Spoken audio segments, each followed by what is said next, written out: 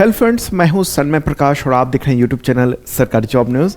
और ये है टोटल एक मंथ का कंटेंट आपको एक ही वीडियो में मिल जाएगा और फटाफट चलेंगे। तो शॉर्ट भी लेंगे शॉर्ट में, क्योंकि अगर बहुत डिटेल लेंगे तो बहुत लंबा वीडियो हो जाएगा। और आपको पता है कि जो वीकली, मंथली, क्वार्टरली, ईयरली ये सब जो वीडियोज़ होते हैं वो टॉपिक वाइज होते हैं। तो तमाम टॉपिक को लेंगे और सबसे पहले राजनीति के नाजुक फैसले, इन सब से रिलेटेड महत्वपूर्ण क्वेश्चंस लेते हैं। लेकिन उससे पहले आपको बता दूं कि अभी ग्रुप डी का एग्जामिनेशन चल रहा है और उसमें करंट अफेयर्स तो शानदार आए हैं। हर शिफ्ट में 20 क्वेश्चंस आ रहे हैं। मतलब जीएस के बाकी सब्जेक्ट, अगर साइंस के अलावा और दूसरे कोई सब्जेक्ट के प्रश्न नहीं आ रहे हैं, करंट अफेयर्स ही आ रहा है 20 प्रश्न। और वो सब जो करंट अफेयर्स का ये जो जनवरी से नवंबर का मैराथन मैंने कराया था, इससे क्वेश्चंस आ रहे हैं। और ये हम नहीं बोल रहे हैं, हम ही नहीं बल्कि बच्चे बोल रहे हैं। हम तो सेंटर पर भी गए थे और तमाम बच्चों से बातचीत भी की हमने, और उन सब का यही कहना था। और कमेंट्स भी आ रहे हैं लगातार। तो अगर आपने नहीं देखा ये वीडियो तो ज़रूर देखिएगा। और ये तो ग्रुप डी है, इसके अलावा यूपीएससी हो गया, बीपीएससी हो गया, यूपी पीसीएस हो गया, एसएससी हो गया। हर एग्जामिनेशन में प्रश्न टकराते हैं। ओके, तो शुरू करते हैं दोस्तों ये वीकली करंट अफेयर्स। और आपको बताऊं कि इसका जो पीडीएफ है वो आपको शार्प लर्निंग ऐप पर मिलेगा। और ये भी, इसका भी पीडीएफ आपको शार्प लर्निंग ऐप पर मिल सकता है। अगर सिर्फ ये वाला पीडीएफ चाहते हैं तो भी परचेज कर सकते हैं। वैसे अगर आप मेंबरशिप लेते हैं तो शानदार तैयारी हो जाती है करंट अफेयर्स की। एक बेसिक मेंबरशिप है, दूसरा है ISPCS मेंबरशिप। और ये इसमें पीडीएफ, वीडियो, मॉक टेस्ट ये वीकली, मंथली, क्वार्टरली, ईयरली मिलता है। पिछले साल यानी 2024 के मिल जाएंगे, इस साल यानी 2025 का, और अगले एक साल तक का अपडेट आपको मिल जाएगा। देखिएगा जरूर शार्प लर्निंग ऐप पर। तो शुरू करते हैं दोस्तों, और राजनीति और केंद्र राज्यों के फैसले से रिलेटेड महत्वपूर्ण क्वेश्चंस को देख लेते हैं। प्रश्न यहाँ पर होगा, आपके सामने है। राष्ट्रपति द्रौपदी मुर्मू ने संविधान दिवस यानी 26 नवंबर पर कितनी भाषाओं में संविधान का डिजिटल अनुवादित संस्करण जारी किया है? आंसर होगा टोटल 9। कौन कौन से ये संस्करण है, क्वेश्चन ध्यान दीजिएगा और आंसर भी 9 है। उन भाषाओं के बारे में बात कर लें। मलयालम हो गया, मराठी हो गया, नेपाली, पंजाबी, बोडो, कश्मीरी, तेलुगु, उड़िया और असमिया। ठीक है, ये सारे लिस्ट भी आगे। तो 9 भाषाओं में डिजिटल संस्करण जारी किया गया है। और इसको किसके द्वारा तैयार किया गया है? केंद्रीय कानून मंत्रालय के द्वारा ये तैयार किया गया है। ठीक है, संविधान दिवस मनाया जाता है 26 नवंबर को, उसी के दौरान। आगे बढ़ते हैं। भारत के 53वें मुख्य न्यायाधीश कौन बने हैं? क्या नाम है उनका? आंसर होगा जस्टिस सूर्यकांत। इनको शपथ दिलाई गई है राष्ट्रपति द्रौपदी मुर्मू के द्वारा 24 नवंबर को। 53वें मुख्य न्यायाधीश बने हैं। ठीक है, उनका कार्यकाल 24 नवंबर से शुरू हो चुका है और 16 महीने का होगा, यानी 9 फरवरी 2027 तक वो चीफ जस्टिस ऑफ इंडिया रहेंगे। भारत के मुख्य न्यायाधीश, सुप्रीम कोर्ट के चीफ जस्टिस, उसको भारत के मुख्य न्यायाधीश भी कहा जाता है। तो देख लीजिए, कुछ नाम आपको ध्यान में रखना है। 53वें हैं जस्टिस सूर्यकांत, 52वें थे जस्टिस BR गवई, 51वें थे जस्टिस संजीव खन्ना, 50वें जस्टिस DY चंद्रचूड़, 49वें जस्टिस UU ललित थे। उससे पहले की बात करेंगे 48वें तो जस्टिस N वेंकट रमना। ठीक है, उससे पहले 47वें जस्टिस शरद अरविंद बोबडे। उससे पहले बात करेंगे justice Ranjan Gogoi, 46th। Okay, तो ये पूरी लिस्ट है, ये आपको याद रखना है। ठीक है, क्योंकि इससे भी क्वेश्चन आते हैं। अभी जो एग्जामिनेशन चल रहे हैं, जैसे ग्रुप डी की बात करेंगे, उसमें प्रश्न आ चुके हैं कि आप ये बताइए कि जो जस्टिस संजीव खन्ना थे या फिर जैसे BR गवई, वो कौन से वे चीफ जस्टिस थे? आगे बढ़ते हैं। अगला क्वेश्चन जस्टिस तो हो गया क्वेश्चन जस्टिस वाला। अगला क्वेश्चन, हाँ, राष्ट्रपति द्रौपदी मुर्मू ने राज्यपालों की विधेयक स्वीकृति शक्तियों पर संविधान के किस अनुच्छेद का प्रयोग करके सुप्रीम कोर्ट से सलाहकारी राय मांगी, जिसका जवाब उन्हें मिल गया? आंसर क्या होगा? अनुच्छेद 143(1). ठीक है, अनुच्छेद 143(1). ये दुर्लभ मामला है, संवैधानिक कदम उठाया गया राष्ट्रपति के द्वारा। और उन्होंने 13 मई में ही संविधान के अनुच्छेद 143 का हवाला देकर सुप्रीम कोर्ट से सलाह मांगी थी 14 मुद्दे पर। ठीक है, तो कई बार की सुनवाई के बाद सुप्रीम कोर्ट ने आखिरकार 20 नवंबर 2025 को जवाब दे दिया। मोटे तौर पर अगर कहेंगे क्या पूछा गया था, मोटे तौर पर ब्रॉडली ये पूछा गया था कि क्या न्यायिक आदेश यह तय कर सकते हैं कि राष्ट्रपति और राज्यपालों को संविधान के अनुच्छेद 200 क्या है, राज्य विधेयकों पर राज्यपालों के द्वारा स्वीकृति प्रदान करने की प्रक्रिया वो है प्रावधान। और 201 उसमें प्रावधान ये है कि जब राज्यपालों द्वारा विधेयकों को राष्ट्रपति की स्वीकृति के लिए आरक्षित कर लिया जाता है, राष्ट्रपति को भेज दिया जाता है, तो मतलब उसका कोई लिमिट क्या अदालत तय कर सकती है और कैसे काम होना चाहिए। तो इसके जवाब में सुप्रीम कोर्ट ने कहा कि हमें नहीं लगता है कि गवर्नर के पास विधानसभाओं से पास बिल पर रोक लगाने का पूरा अधिकार है। गवर्नर के पास 3 ऑप्शन है, या तो मंजूरी दें या बिलों पर दोबारा विचार करें, विचार करने के लिए मतलब विधानसभा को फिर से भेज दें। तो ये है, तो 3 ही ऑप्शन है, मतलब एक तो मंजूरी दें, एक विचार करने के लिए वापस भेज दें विधानसभा को, या फिर राष्ट्रपति के पास भेज दें। और सुप्रीम कोर्ट ने यह भी कहा है कि बिल की मंजूरी के लिए कोई समय सीमा निर्धारित नहीं की जा सकती है। अगर देरी होगी तो हम दखल दे सकते हैं, यानी सुप्रीम कोर्ट इसमें दखल दे सकता है। ये मूलतः यही बातें थी जिस पर सवाल जवाब पूछा गया था। मामला क्या था, मामला आगे बताए थे हम। ऐसा ही एक और प्रश्न इस तरह से भी आपके एग्जामिनेशन में आ सकता है, और क्वेश्चन यहाँ पर यह होगा कि राष्ट्रपति के द्वारा मांगी गई सलाहकारी राय पर सुप्रीम कोर्ट ने क्या जवाब दिया। सवाल था कि अनुच्छेद 200 के तहत जब कोई विधेयक राज्यपाल के पास प्रस्तुत होता है तो उनके पास कौन कौन से संवैधानिक विकल्प होते हैं। उसका आंसर क्या होगा, उसका आंसर होगा मंजूरी देना, या दोबारा विचार करने के लिए विधानसभा को भेजना, या प्रेसिडेंट के पास भेजना, या राष्ट्रपति के पास भेजना। ठीक है, ये तीनों बातें हमने कही थी पिछले प्रश्न में भी। अब ये मामला कैसे आया था, मामला आया था तमिलनाडु को लेकर। तमिलनाडु के विधानसभा के द्वारा जो बिल पास थे बहुत सारे, उस पर महीनों वहाँ के गवर्नर RN रवि बैठ गए थे, मतलब उसको लेकर अपने पास पड़े हुए थे। कुछ को राष्ट्रपति के पास भी भेज दिया था, वहाँ भी पड़े हुए थे। तो फिर वहाँ की जो सरकार है, चीफ मिनिस्टर MK स्टालिन, तो वो सुप्रीम कोर्ट गए थे और सुप्रीम कोर्ट ने आदेश दिया था कि 3 महीने के अंदर में अगर राज्यपाल उसको ओके नहीं करते हैं तो ऑटोमेटिकली मान लिया जाएगा कि ये पास हो चुका है। अब एक तरह से देखें कि सुप्रीम कोर्ट ने अपने उस फैसले में बदलाव कर दिया है, ठीक है, और इसमें दे दिया है कि मंजूरी देना होगा या विचार करना होगा या प्रेसिडेंट के पास भेजना होगा। और एक और बात कह दिया कि मतलब कोई समय सीमा नहीं लागू की जा सकती, जो कि पहले समय सीमा लागू की थी। क्लियर होगी बात। चलिए अब आगे बढ़ते हैं। अगला क्वेश्चन, किस राजनेता ने अपना ही रिकॉर्ड तोड़कर 10वीं बार मुख्यमंत्री पद की शपथ लेने का नया रिकॉर्ड बनाया है। आंसर होगा नीतीश कुमार। 20 नवंबर को उन्होंने शपथ ली है। JDU यानी जनता दल यूनाइटेड के अध्यक्ष हैं और बिहार के मुख्यमंत्री फिर से बने हैं। रिकॉर्ड 10वीं बार शपथ उन्होंने ली है। एकमात्र इस देश के राजनेता हैं जिन्होंने इस मामले में अपना पिछला ही रिकॉर्ड तोड़ दिया है। ठीक है, कब कब बने हैं, ये 10 बार बन चुके हैं, 19 साल से ज़्यादा। अगर हम देखेंगे सबसे ज़्यादा बार शपथ लेने वाले में दूसरा स्थान वीरभद्र सिंह का है, फिर जयललिता का, और 6 बार वो बनी थी। लेकिन अगर हम देखेंगे कि सबसे ज़्यादा समय तक यानी ड्यूरेशन की बात करेंगे तो उसमें जो सबसे ज़्यादा समय तक मुख्यमंत्री बने रहने का जो रिकॉर्ड है वह है पवन कुमार चामलिंग का, सिक्किम के। 5 बार में कुल 24 साल 166 दिन तक वो चीफ मिनिस्टर रहे थे। फिर है नवीन पटनायक का 5 बार में 24 साल लगभग। उसके बाद है ज्योति बसु का, ये 5 बार में 23 साल 137 दिन। फिर गोगोंग अपांग अरुणाचल प्रदेश के चीफ मिनिस्टर थे, 5 बार में कुल 22 साल 250 दिन। फिर ललथन हवला मिजोरम के चीफ मिनिस्टर रह चुके हैं, 5 बार में 22 साल 60 दिन।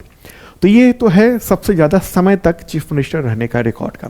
इससे भी सवाल पूछे जा सकते हैं अंदर से। ठीक है, तो ये ड्यूरेशन की बात हो रही है और ये काउंटिंग की बात हो रही है कि आखिर कितनी बार शपथ ली है। तो सबसे ज़्यादा बार नीतीश कुमार, ठीक है, और सबसे ज़्यादा समय तक पवन कुमार चामलिंग, याद रहना चाहिए आपको। चलिए आगे बढ़ते हैं। अगला क्वेश्चन, बिहार के उप मुख्यमंत्री की पद की शपथ लगातार दूसरी बार किसने ली है। तो सम्राट चौधरी और विजय कुमार सिन्हा, बीजेपी के हैं दोनों, उन्होंने। अगला क्वेश्चन, विधानसभा चुनाव 2025 में बिहार की सबसे युवा विधायक कौन चुने गए। मैथिली ठाकुर हैं वो, ठीक है। तो मैथिली ठाकुर 25 साल की हैं और आपको पता होना चाहिए कि भारत में विधानसभा चुनाव यानी स्टेट लेजिस्लेटिव असेंबली उसका चुनाव लड़ने की जो न्यूनतम आयु है वो 25 वर्ष है। वोट डालने की 18 वर्ष है, लेकिन चुनाव लड़ने की, विधायक बनने की 25 वर्ष है। तो ये प्रावधान जो ना भारतीय संविधान के अनुच्छेद 173 में दिया हुआ है। तो जैसे ही 25 साल की हुई मैथिली ठाकुर और उन्होंने चुनाव लड़ा बीजेपी के टिकट से, और बिहार की सबसे युवा वो विधायक बन गई हैं। दरभंगा के अलीनगर विधानसभा सीट से उन्होंने चुनाव लड़ा था। बिहार विधानसभा चुनाव 2025 में किस गठबंधन ने बहुमत हासिल किया है? आंसर होगा एनडीए, नेशनल डेमोक्रेटिक अलायंस, उसके पास सबसे ज़्यादा बहुमत रहा। अगला क्वेश्चन, बिहार विधानसभा चुनाव 2025 में सबसे बड़ी पार्टी बनकर कौन उभरी और उसने कितनी सीटें जीती हैं? आंसर होगा भाजपा, बीजेपी। 89 सीटें उसने जीती हैं और उसकी वजह से एनडीए की सरकार बन चुकी है और मुख्यमंत्री बन चुके हैं नीतीश कुमार। ठीक है, तो चुनाव से पहले बहुत सारी ऐसी घोषणाएं हुई थी जिसकी बदौलत ये सरकार या ये गठबंधन उसने जीत हासिल की है। सबसे ज़्यादा बीजेपी को मिला, उसके बाद फिर जेडीयू देख रहे हैं एनडीए में। ठीक है, और महागठबंधन में देखेंगे तो सबसे ज़्यादा राजद को 25, फिर कांग्रेस को 6 मिले सीटें। अगला क्वेश्चन, किस अदालत ने देश भर के स्कूल, कॉलेज, अस्पताल, हाईवे वहाँ से आवारा कुत्तों को हटाने का आदेश दिया नवंबर 2025 में? आंसर होगा सुप्रीम कोर्ट। साफ कह दिया सुप्रीम कोर्ट ने 6 नवंबर को कि आवारा कुत्ते उनको स्कूल, कॉलेज, अस्पताल, सरकारी ऑफिसेज, बस स्टैंड, इन सब से दूर रहना है। ठीक है, और स्कूल, कॉलेजेज और अस्पतालों के बाहर बाड़ लगाए जाए ताकि कुत्ते वहाँ ना पहुँच सकें, और पकड़े गए जो कुत्ते हैं उनको वहीं पर नहीं छोड़ा जाएगा वैक्सीनेशन के बाद, बल्कि उनको शेल्टर होम में ही रखा जाए। सुप्रीम कोर्ट ने किस तरह के अपराध में पुलिस को गिरफ्तारी के समय गिरफ्तार व्यक्ति को लिखित में कारण बताना अनिवार्य कर दिया है? आंसर होगा हर तरह के अपराध में, चाहे छोटा हो या बड़ा हो, चाहे आईपीसी का केस हो या बीएनएस का केस हो, ठीक है, मुकदमा हो। तो पुलिस को गिरफ्तार, मतलब पुलिस अगर किसी को गिरफ्तार कर रही है तो व्यक्ति को लिखित में बताना अनिवार्य है। और ये फैसला 7 नवंबर को बहुत ही इंपॉर्टेंट फैसला दिया गया है। साफ तौर पे कहा गया है सुप्रीम कोर्ट के द्वारा कि गिरफ्तार व्यक्ति को गिरफ्तारी का कारण बताना संविधान के द्वारा अनिवार्य प्रावधान है, संवैधानिक प्रावधानों के तहत होगा और इस सभी पर लागू होगा। ठीक है, इससे पहले केवल पीएमएलए और यूएपीए, इन्हीं 2 खास कानूनों में और कुछ और 1-2 उसमें ही लिखित तौर पे देना जरूरी होता था। सामान्य तौर पे चोरी, मारपीट, हत्या या आईपीसी या बीएनएस के केस में पुलिस सिर्फ मौखिक बता देती थी, और मौखिक तौर पे क्या होता था, बताया भी नहीं, उठा के सीधे बंद कर देती थी पुलिस और अदालत को ये कह देती थी कि हमने मौखिक रूप से बता दिया था। मौखिक का क्या सबूत है? अब सीधे तौर पे कह दिया गया कि लिखित में देना पड़ेगा। अब कहेंगे कि आईपीसी तो गुजर गया, गुजरे जमाने की बात हो गई, अब आईपीसी तो खत्म है, अब तो बीएनएस है। तो देखिए जो पुराने मामले हैं ना, यानी बीएनएस के लागू होने से पहले के जितने मामले हैं वो आईपीसी के तहत चल रहे हैं, और आईपीसी के तहत ही मुकदमे चल रहे हैं उसके अभी भी। ओके, तो उसके तहत अगर पुराने मामले में अगर गिरफ्तारी हो रही है तो वो आईपीसी के तहत गिरफ्तारी होगी। हाँ, कोई नया विवाद है और नया मुकदमा है, वो बीएनएस के तहत मुकदमा होता है। क्लियर होगी बात? आगे बढ़ते हैं और अगला क्वेश्चन लेते हैं। चुनाव आयोग ने विशेष गहन पुनरीक्षण यानी स्पेशल इंटेंसिव रिवीजन, उसका दूसरा चरण कितने राज्यों और केंद्र शासित प्रदेशों में शुरू किया है? आंसर होगा 9 राज्य और 3 केंद्र शासित प्रदेश। ठीक है, दूसरा चरण, पहला चरण कहां पर हुआ था? पहला स्टेज वो हुआ था बिहार में, विधानसभा चुनाव से पहले। तो अब जो है ना वो दूसरे राज्यों में अब किया जा रहा है। लगभग 51 या 51 करोड़ मतदाताओं को इसमें शामिल किया जाएगा। ठीक है, तो ये है महत्वपूर्ण बात। कौन कौन से राज्य हैं? तो छत्तीसगढ़ है, गोवा है, गुजरात है, केरल है, मध्य प्रदेश है, राजस्थान, तमिलनाडु, उत्तर प्रदेश है, पश्चिम बंगाल भी है। ओके, और इसके अलावा अगर हम केंद्र शासित प्रदेश यानी यूनियन टेरिटरी की बात करेंगे तो वो है अंडमान निकोबार द्वीप समूह, लक्षद्वीप और पुदुचेरी। क्लियर होगी बात? चलिए आगे बढ़ते हैं। अगला क्वेश्चन है, छत्तीसगढ़ विधानसभा के नए भवन का उद्घाटन राज्य स्थापना दिवस यानी 1 नवंबर 2025 को किसने किया है? आंसर क्या होगा? प्राइम मिनिस्टर नरेंद्र मोदी, उन्होंने किया है। और राज्य गठन के 25 वर्ष पूरे होने के उपलक्ष्य में एक समारोह आयोजित किया गया था, छत्तीसगढ़ रजत समारोह। तो इसी दौरान प्रेसिडेंट नरेंद्र मोदी ने छत्तीसगढ़ विधानसभा के नए भवन और आदिवासी संग्रहालय का उद्घाटन किया, और वे पूर्व प्रधानमंत्री अटल बिहारी वाजपेयी की प्रतिमा का भी अनावरण किया है वहां पर। ठीक है, कौन है मुख्यमंत्री छत्तीसगढ़ के? विष्णुदेव साय हैं। ठीक है। अगला क्वेश्चन, किस राज्य ने अत्यधिक गरीबी से मुक्त होने की औपचारिक घोषणा की है और ऐसा करने वाला वो भारत का पहला राज्य बना है? आंसर क्या होगा? केरल। केरल के मुख्यमंत्री कौन है? पी विजन यानी पिनाराई विजन। उन्होंने 1 नवंबर को विधानसभा में इसकी औपचारिक रूप से घोषणा कर दी है और कहा है कि ऐसा पहला राज्य है। ठीक है, पहला राज्य है। तो अत्यधिक गरीबी का एक क्राइटेरिया है कि अ, उसका कि इतने डॉलर से अगर कम डेली कमा रहे हैं तो वो अत्यधिक गरीबी में कहे जाएँगे। ठीक है?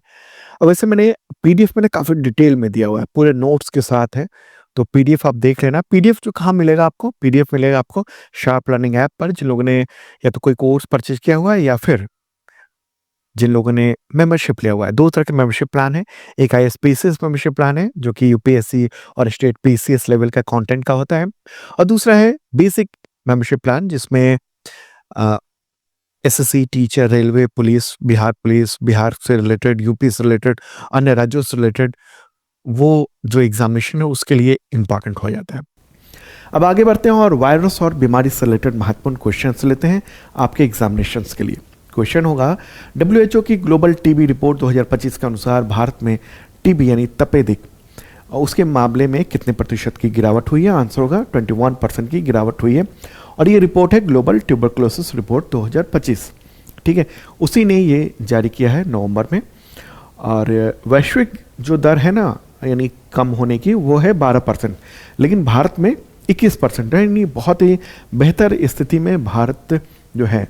भारत में टीबी के मामले अगर देखेंगे तो 2015 में प्रति 1 लाख जनसंख्या पर 237 थी 2015 में प्रति 1 लाख पे, जो 2024 में घटकर 187 हो गई है। ठीक है, तो ये महत्वपूर्ण बात है। हालांकि एनडीटीवी का लक्ष्य 2025 तक में 50% की घटनाओं में कम करना था, लेकिन भारत अभी उस स्तर तक नहीं पहुंचा है। दुनिया के तमाम देश भी उस स्तर तक अभी नहीं पहुंचे हैं। ठीक है, अगला क्वेश्चन, डब्ल्यूएचओ की ग्लोबल टीबी रिपोर्ट 2025 के अनुसार दुनिया के कितने प्रतिशत टीबी के मामले भारत में? आंसर को 25%। पूरी दुनिया में 100% है, 100 है अगर, तो उसमें से 25 भारत में ही है टीबी के मरीज। ये बहुत ही खराब स्थिति है भारत में। ठीक है, हालांकि घटनाएं कम हो रही हैं। आपने देखा कि इंसिडेंट जो है ना वो हमने गिरावट लाई है, 21% कम हुआ है टीबी के मामले में, लेकिन फिर भी हम दुनिया का 25% टीबी का बोझ लेकर बैठे हुए हैं। तो भारत को अभी और ज़्यादा काम करने की ज़रूरत है। अगर हम देखेंगे सबसे ज़्यादा कहाँ कहाँ पर है, तो भारत में 25%, उसके बाद है 10%, इंडोनेशिया में, फिलीपींस में है 6.8%, चीन में 6.5%, पाकिस्तान में 6.3%, फिर नाइजीरिया है 4.8%, फिर कांगो है, बांग्लादेश। ठीक है, तो ये है महत्वपूर्ण बात जो आपने जाना। इससे रिलेटेड प्रश्न आ सकते हैं एग्जामिनेशन में। जनजातीय केंद्रित जीनोम अनुक्रम यानी सीक्वेंसिंग, जीनोम सीक्वेंसिंग परियोजना शुरू करने वाला पहला राज्य कौन बना है? तो गुजरात बना है। इस परियोजना का मकसद ये है कि जो आदिवासी हैं, जनजातीय लोग हैं, उनमें कुछ आनुवंशिक यानी जेनेटिक बीमारियां तो नहीं बढ़ रही हैं, और बढ़ रही हैं तो ऐसा क्या हो रहा है? ठीक है, वो रिश्तेदार में जो शादियां हो रही हैं उनमें, और तो उससे और उसकी वजह से सीमित आनुवंशिक विविधता है। ठीक है, तो उसकी वजह से ये दिक्कतें हो रही हैं, तो उसको इसके ज़रिए ये देखा जाएगा, पहचाना जाएगा। गुजरात ये काम कर रहा है। गुजरात की राजधानी क्या है? गांधीनगर। मुख्यमंत्री हैं भूपेंद्र भाई पटेल। गवर्नर कौन है? आचार्य देवव्रत। एन्सेफेलोमायोकार्डिटिस वो एक वायरस है, उससे भारत के चिड़ियाघर में पहली मौत किस पशु की हुई है? अफ्रीकी हाथी की हुई। हाथी है लेकिन वो अफ्रीकी है। उसका नाम शंकर था, 29 ईयर, और सितंबर में इसकी मौत हुई है, लेकिन इसकी जानकारी 4 नवंबर को घोषित की गई है। ये कृंतक जनित वायरस है जिससे इस हाथी की मौत हो गई है। कृंतक मतलब जैसे चूहे हो गए, गिलहरियां हो गई, इन सब के माध्यम से फैलता है। ठीक है, तो चिड़ियाघर में बना हुआ बाड़ा था, उसी में ये हाथी था और उसमें इन्फेक्शन हुआ और वो उसकी डेथ हो गई। जब उसके पोस्टमार्टम हुआ तब ये पता चला कि इस वायरस की वजह से ये मौत जो है ना वो हुई है। ठीक है, तो ये है महत्वपूर्ण बात। चलिए आगे बढ़ते हैं और अगला क्वेश्चन लेते हैं। अच्छा हाँ, बता दूँ इसके बारे में कि ये सुअरों में फैलने वाली बीमारी है, लेकिन इसके वाहक जो होते हैं वो होते हैं चूहे, और चूहे के माध्यम से या गिलहरी के माध्यम से ये बीमारी जो है ना वो दूसरे जानवरों तक पहुँच जाती है। अगला क्वेश्चन, तम्बाकू, वेपिंग और ई सिगरेट प्रोडक्ट पर पीढ़ीगत प्रतिबंध लगाने वाला दुनिया का पहला देश कौन बना है? तो है मालदीव। ठीक है। आप कहेंगे ये विदेश में होना चाहिए था कंटेंट? नहीं, चूँकि बीमारी से रिलेटेड है, धूम्रपान है, तम्बाकू है, स्वास्थ्य से रिलेटेड है, इसलिए इसको मैंने वायरस बीमारी वाले टॉपिक में रखा है। तो मालदीव ने ये धूम्रपान पर पीढ़ीगत प्रतिबंध लगाया। पीढ़ीगत प्रतिबंध का क्या मतलब हो गया? इसका मतलब हुआ कि मतलब एक खास तय कर दिया है कि इतने साल के बाद जन्मे हुए जितने लोग हैं, तो उस पर ये प्रतिबंध लगा रहेगा। ठीक है? तो इसमें यही तय कर दिया गया है। ओके? तो मालदीव की राजधानी क्या है? माले है। राष्ट्रपति मोहम्मद मोइज़ो हैं।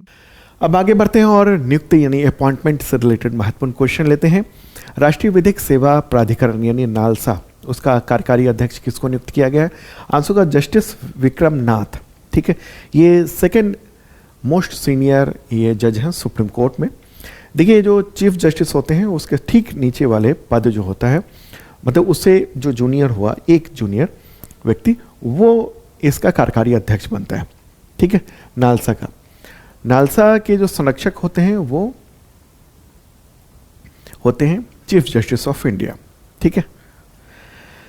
अगला क्वेश्चन, दूरसंचार सचिव किसको नियुक्त किया गया है? अमित अग्रवाल को नियुक्त किया गया है केंद्र सरकार के, यानी दूरसंचार मंत्रालय उनके सचिव। अगला क्वेश्चन, भारतीय महिला विश्व कप 2025 विजेता टीम की किस खिलाड़ी को पश्चिम बंगाल पुलिस में डीएसपी पद पर नियुक्त किया गया है? आंसर होगा ऋचा घोष को। ठीक है, पश्चिम बंगाल के चीफ मिनिस्टर मुख्यमंत्री ममता बनर्जी ने 8 नवंबर को उनको डीएसपी पद पर नियुक्त किया है। ठीक है। केंद्र सरकार ने 8वें वेतन आयोग का अध्यक्ष किसे नियुक्त किया है? रंजना प्रकाश देसाई। ये सुप्रीम कोर्ट की पूर्व जज हैं और 28 अक्टूबर को ये 8वें वेतन आयोग की घोषणा की गई है। उससे जुड़े हुए टर्म्स ऑफ रेफरेंस यानी टीओआर की मंजूरी दी गई और इनको जो है ना वो बनाया गया है अध्यक्ष। तो ये तय करेंगी, और इनके साथ कई लोगों की टीम भी है, 2 और लोग हैं, तो वो तय करेंगे कि वेतन कितना बढ़ना चाहिए सरकारी कर्मचारियों का, सेना से जुड़े हुए लोगों का, पीएसयू के लोगों का, इन सब का। ठीक है। तो चलिए आगे बढ़ते हैं। अगला क्वेश्चन, भारतीय मानक ब्यूरो यानी बीआईएस, उसके महानिदेशक कौन बने हैं? संजय गर्ग बने हैं। आईएएस अधिकारी हैं, केरल कैडर के, 1994 बैच के हैं। तो 1 नवंबर से उन्होंने पदभार संभाल लिया है। बीआईएस क्या है? एक नेशनल मानक निकाय है जो स्टैंडर्डाइजेशन, इसके अलावा गुणवत्ता प्रमाणीकरण, इन सब सी गतिविधियों के लिए वो जिम्मेदार होता है। अब आगे बढ़ते हैं और आर्थिक यानी इकोनॉमिक एक्टिविटीज से रिलेटेड महत्वपूर्ण क्वेश्चंस लेते हैं आपके एग्जामिनेशंस के लिए। ठीक है, चलिए, तो क्वेश्चन यहाँ पर होगा, वित्त वर्ष 2025-26 की दूसरी तिमाही यानी जुलाई से सितंबर 2025 में भारत की रियल जीडीपी ग्रोथ रेट कितनी रही है? रियल जीडीपी को कई बार केवल जीडीपी भी लिखा जाता है। आंसर का 8.2%। कितना है? 8.2%। ठीक है, तो ये रिपोर्ट लेटेस्ट आई है और ये किसने जारी किया है? तो ये जारी किया है एनएसओ ने, यानी नेशनल स्टैटिस्टिकल ऑफिस में, हिंदी में कहेंगे राष्ट्रीय सांख्यिकी कार्यालय, उसी के द्वारा ये जारी किया जाता है भारत सरकार के द्वारा। ठीक है, तो पहली तिमाही में अगर हम देखेंगे कितनी थी, तो 7.8% थी, और दूसरी तिमाही में 8.2% है। इस तरह से अगर पहली छमाही देखेंगे हाफ ईयरली का, वो है 8%, ये टोटल ये होता है। तो ये सारे आंकड़े आपको याद रखने हैं, ध्यान में रखने हैं। ठीक है, तो जीडीपी के जो आंकड़े होते हैं वो 2 तरह के होते हैं, एक रियल जीडीपी होता है और दूसरा क्या होता है? दूसरा जीडीपी होता है आपका नॉमिनल जीडीपी। ठीक है, नॉमिनल जीडीपी जो होता है वो करंट प्राइस पे होता है, और रियल जीडीपी जो होता है वो एक खास ईयर को पैमाना मान लिया जाता है, जैसे अभी है 2011-12। ठीक है, नेक्स्ट फाइनेंशियल ईयर से वो चेंज हो जाएगा। ओके, तो ये है महत्वपूर्ण बात है। आगे बढ़ते हैं। अगला क्वेश्चन, अंतर्राष्ट्रीय मुद्रा कोष यानी आईएमएफ ने भारत के जीडीपी और राष्ट्रीय लेखा डेटा यानी नेशनल अकाउंट डेटा, तो उसको इनमें से कौन सा ग्रेड दिया है? आंसर का सी ग्रेड दिया है। आईएमएफ ने सी ग्रेड दिया है, जो कि सबसे खराब से थोड़ा सा बेहतर है। ठीक है, तो उसका कहना है कि जो जीडीपी के जो आंकड़े हैं और वो सब जो लिए जा रहे हैं, वो उसका पैमाना जो अंतर्राष्ट्रीय स्तर पर होना चाहिए ना, वो नहीं किया जा रहा है। अक्टूबर 2025 में खुदरा महंगाई दर कितनी रही है? आंसर होगा 0.25%। कितना है? 0.25%। काफ़ी कम है खुदरा महंगाई दर ये तो क्यों हुआ ऐसा? ये बताया जा रहा है कि जो जीएसटी की रेट्स कम हुई थी, उसकी वजह से बहुत सारे सामानों के प्राइसेस कम हुए, तो इसलिए ये खुदरा महंगाई दर जो है ना वो कम रही है, कम बढ़ी। ठीक है, आमतौर पे खुदरा महंगाई दर को माना जाता है कि ये 2 से लेकर और 6% के बीच में होना चाहिए। वो देश की सेहत के लिए बेहतर होता है। 2% से कम अच्छा नहीं होता है, इसका मतलब माना जाता है कि इकोनॉमिक ग्रोथ बहुत कम हो रही है, स्लो डाउन हो रही है। ठीक है, लेकिन ये क्या हुआ? क्योंकि सरकार ने जीएसटी के रेट कम किए, तो ऐसे में सामान के रेट कम हुए, तो इसलिए ये 0.25% हुआ है, ऐसा गवर्नमेंट का कहना है। सवाल होगा कि किसने ये जारी की है रिपोर्ट?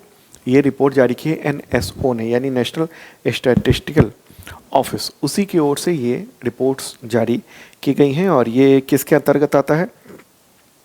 तो Ministry of Statistics and Programme Implementation, इस मिनिस्ट्री के अंतर्गत आता है एनएसओ, और उसी ने जारी किया है। अगला क्वेश्चन होगा यहाँ पर, अक्टूबर 2025 में थोक महंगाई दर कितनी रही है? अभी बात हो रही है थोक की। इसका आंसर होगा -1.21%। ठीक है, -1.21% ये थोक महंगाई दर रही है।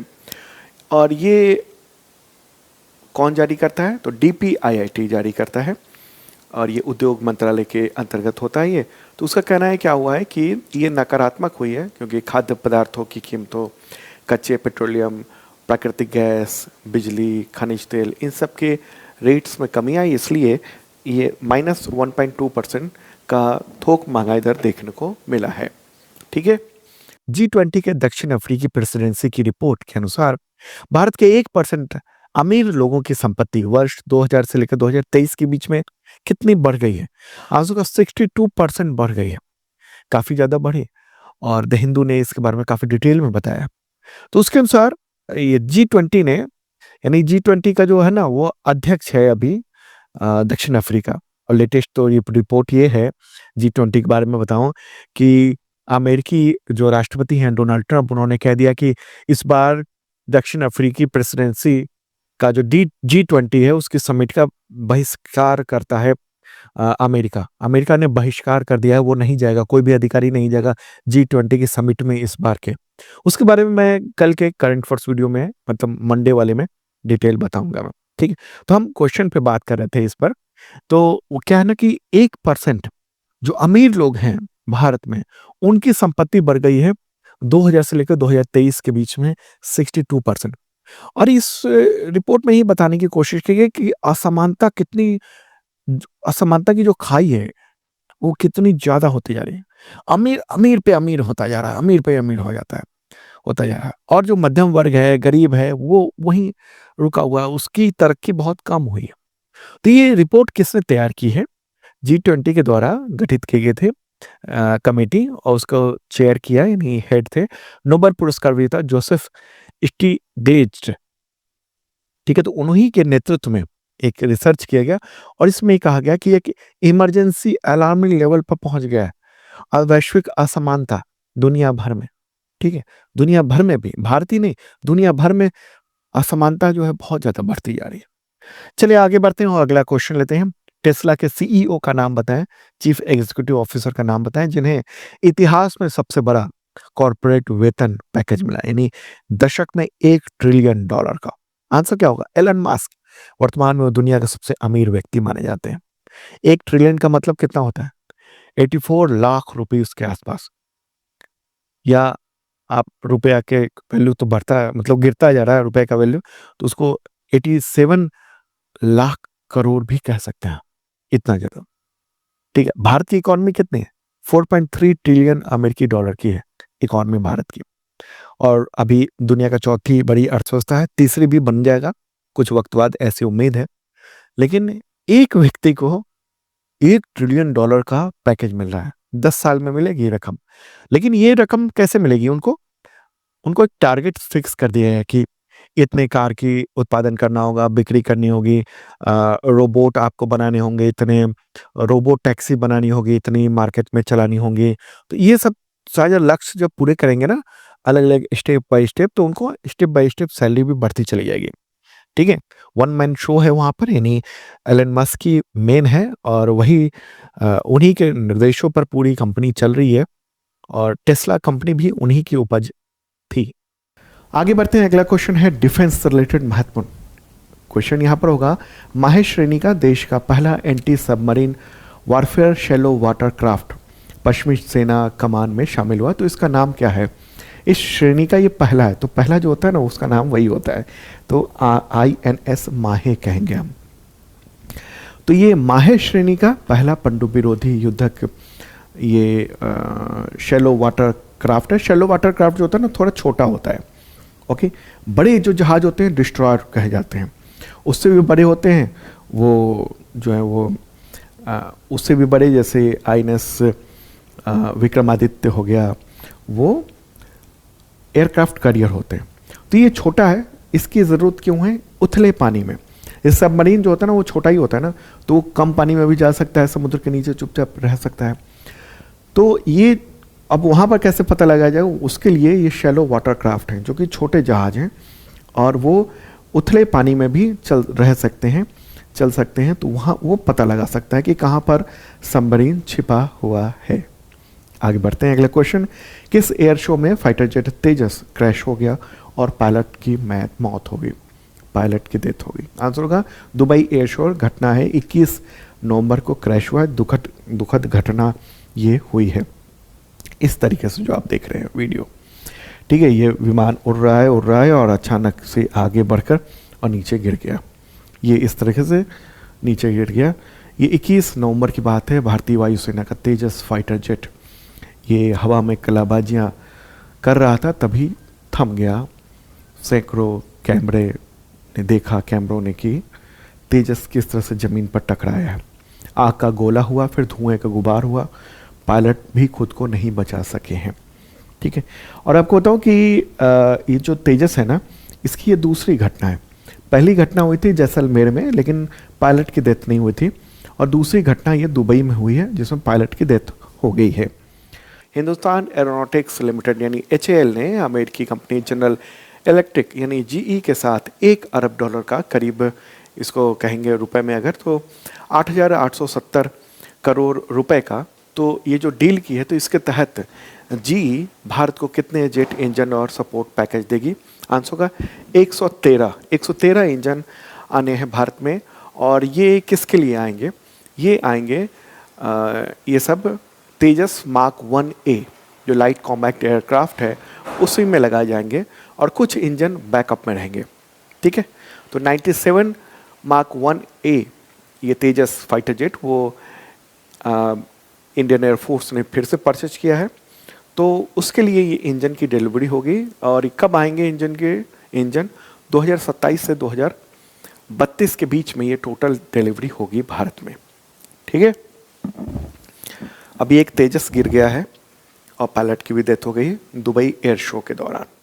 न्यूक्लियर एनर्जी से चलने वाली दुनिया की पहली क्रूज मिसाइल 9M730 और नाम क्या है? ब्यूरे वेस्टनिक। तो उसका परीक्षण किस देश ने किया? आप देखिए, जब भी पहला कुछ भी हुआ तो बहुत महत्वपूर्ण है। आंसर होगा रूस, रशिया। ठीक है, और ये डिफेंस यानी रक्षा से रिलेटेड टॉपिक है, इसलिए इसमें यहाँ रखा गया। तो रूस ने दुनिया की पहली nuclear powered cruise missile, nuclear powered का ये मत समझ लेना कि वॉरहेड न्यूक्लियर लगा हुआ है, कि भारत के पास भी पृथ्वी मिसाइल है, अग्नि मिसाइल है, उसमें हम आपको वो तो बैलिस्टिक मिसाइल है। अगर क्रूज मिसाइल की ब्रह्मोस है, उसमें भी हम न्यूक्लियर वॉरहेड लगा सकते हैं और उसको भेज सकते हैं कहीं भी मार करने के लिए। लेकिन वो जो मिसाइल है ना भारत के पास, वो सब लिक्विड फ्यूल या फिर सॉलिड फ्यूल से चलता है। और यहाँ बात हो रही है न्यूक्लियर एनर्जी की। जो रिएक्टर चलते हैं ना, जहां से बिजली बनती है, उस रिएक्टर नुमा चीज लगा हुआ, उसकी एनर्जी से वो चल रहा है। तो ऐसे में क्या हो, न्यूक्लियर एनर्जी है तो वो अनलिमिटेड स्पीड और या अनलिमिटेड दूरी तक हो जाती है। स्पीड तो 8 से 10 मैक की है। तो ये मिसाइल लॉन्च किया और ये ऐसे समय में लॉन्च किया जब उसने देखा कि नेटो का जो जहाज है ना, खुफिया जहाज, वो आस-पास मंडरा रहा है। उनके क्षेत्र में नहीं, सीमा से बाहर नज़र रखने के लिए, उसी समय लॉन्च किया उसने और दिखाया कि देखो हमारे पास ऐसे मिसाइल है। हालाँकि नेटो ने इसका नाम क्या रखा है इस मिसाइल का, एसएससी एक्स-9 स्काईफॉल नाम दिया है। तो इससे क्या प्रभाव पड़ेगा? दुनिया का जो शक्ति संतुलन है ना, वो बदलेगा। आप देख रहे हैं उसको क्यों ज़रूरत पड़ी? यूक्रेन और रशिया के बीच में युद्ध चल रहा है और यूक्रेन तो बर्बाद है ही, रशिया भी सोच रहा है कि खत्म हो युद्ध। उपयोग यूरोप लगा हुआ है कि नहीं, रूस को एकदम कमज़ोर कर देना है। यूरोप के पास ताकत नहीं बची है एक्चुअल में उतनी, अमेरिका के भरोसे है और ट्रम्प ये चाह रहे थे कि मामला बातचीत हो और खत्म हो। बीच में मुलाकात भी हुई थी ट्रम्प और पुतिन के बीच में, लेकिन दूसरी जो मुलाकात होनी थी ना, वो टल गई और वो टली किसके? वोलोदिमीर ज़ेलेंस्की, इसके लिए यूरोपीय संघ के जो लीडर्स हैं, उन सब की वजह से। वोलोदिमीर ज़ेलेंस्की कौन? यूक्रेन के राष्ट्रपति। वो कुछ और चाह रहा है कि नहीं, हमारे जितने इलाके पर कब्जा किया हुआ है रशिया ने, वो हमको दे दे। रूस कह रहा है वो कहाँ से? वो तो मेरा हो गया, वो तो हमने कब्जा कर लिया, अब मैं नहीं देने वाला हूँ। इसी पर टशन चल रही है। तो अमेरिका ने, ट्रम्प ने साइडलाइन ले लिया कि नहीं अभी तो बात नहीं करेंगे। तो फिर रूस ने, यानी पुतिन ने, व्लादिमीर पुतिन ने ये मिसाइल लॉन्च करके दिखाया है। ये देखो भाई साहब, दुनिया में कितनी बार चक्कर लगवा देंगे इस मिसाइल का, इतने पावरफुल है ये मिसाइल। और जहाँ-जहाँ से होकर जाएगा ना, वहाँ रेडिएशन फैलाता हुआ जाएगा। और क्रूज मिसाइल है, यानी धरती से कुछ ही 100 मीटर ऊपर चलेगा, 150-200 मीटर ऊपर चलेगा। ऐसे में रेडिएशन जो है उसका उस शहरों पर भी आ सकता है। मतलब गुजर जाए तो भी रेडिएशन फैला देगा और जहाँ गिरेगा वहाँ तो बर्बाद कर ही देगा वो। चलिए आगे बढ़ते हैं और अगला क्वेश्चन लेते हैं। किस देश ने दुनिया के सबसे शक्तिशाली परमाणु क्षमता वाले टॉर्पीडो पोसाइडन, उसका सफल परीक्षण किया? रूस ने किया। टॉर्पीडो क्या होता है? पानी के अंदर चलने वाला हथियार होता है जो किसी जहाज या पनडुब्बी से निकलकर दुश्मन के जहाज या पनडुब्बी को, या जो जमीन पानी के नीचे जो चल रहा हो कोई इक्विपमेंट है, उसको टारगेट करके उस पर हमला करता है। ठीक है? तो उसमें क्या होता है, होमिंग सिस्टम होता है, रडार होता है, सोनार होता है, आवाज़ करने की क्षमता होती है, टारगेट तय करता है, वहाँ मारता है। ओके? तो 100 टन इसका वज़न है और ये ख़ास बात है ना कि परमाणु ईंधन से चल रहा है, तो बहुत दूर तक जा सकता है, चलता जाएगा, चलता जाएगा, चलता जाएगा, चलता जाएगा, दूसरे को मार गिराएगा। जबकि जो दूसरे जो टॉर्पीडोज़ होते हैं, उसकी एक लिमिट होती है। ठीक है? चलिए आगे बढ़ते हैं। अगला क्वेश्चन, आईएनएस इच्छक किस तरह का पोत है, वेसल है, जिसे अ, इंडियन नेवी में शामिल किया गया? वेसल। आंसर क्या होगा? जल संरक्षण पोत। ठीक है? पानी का सर्वेक्षण वगैरह करने का काम ये करेगा, इंडियन नेवी को ये मदद करेगा ये। ठीक है? तो स्वदेशी रूप से इसको निर्माण किया गया है और कोच्चि नेवल बेस में इंडियन नेवी में इसको शामिल कर लिया गया, कमीशन कर दिया गया। नेवी में जो कोई शामिल होता है तो उसको कमीशन कहते हैं। अगला क्वेश्चन होगा, भारत और किस देश के बीच 10 साल का डिफेंस फ्रेमवर्क एग्रीमेंट साइन हुआ, जिसके तहत वह देश भारत से अपनी एडवांस टेक्नोलॉजी भी शेयर करेगा? Answer USA, America. और ये समझौता आसियान भारत स्मारक शिखर सम्मेलन उसके दौरान ये हुआ है। रक्षा मंत्री राजनाथ सिंह और अमेरिकी जो वॉर मिनिस्टर हैं पीट हेगसेथ, उनके बीच में ये सिग्नेचर किया गया है 31 अक्टूबर को कुआलालंपुर में, यानी मलेशिया की राजधानी में, जहां पर आसियान डिफेंस मिनिस्टर की मीटिंग भी चल रही थी। आसियान, भारत, अमेरिका, इन सब की आसियान प्लस की चल रही थी मीटिंग। इसी दौरान ये तय किया गया है। तो बहुत सारी टेक्नोलॉजी जो है ना वो अमेरिका देगा और बहुत सारे जो हथियार हैं वो भारत में निर्माण होंगे, ये तय किया गया है। चलिए आगे बढ़ते हैं और अब सैन्य अभ्यास से रिलेटेड क्वेश्चन लेते हैं। भारत और किस देश के बीच संयुक्त सैन्य अभ्यास अजय वॉरियर 2025 राजस्थान में आयोजित किया गया है? आंसर होगा यूनाइटेड किंगडम। ठीक है? ये 17 से 30 नवंबर तक ये चला और ये कहाँ पर? तो फॉरेन ट्रेनिंग नोड है, महाजन फील्ड फायरिंग रेंज राजस्थान में, वहीं पर 8वां ये संस्करण था। अगला क्वेश्चन, भारत और किस देश के बीच बेलगावी यानी कर्नाटक में संयुक्त सैन्य अभ्यास मित्र शक्ति 2025 आयोजित हुआ है? आंसर होगा श्रीलंका। ठीक ठीक है, 11वां संस्करण था ये, और 10 से 23 नवंबर तक ये आयोजन किया गया था।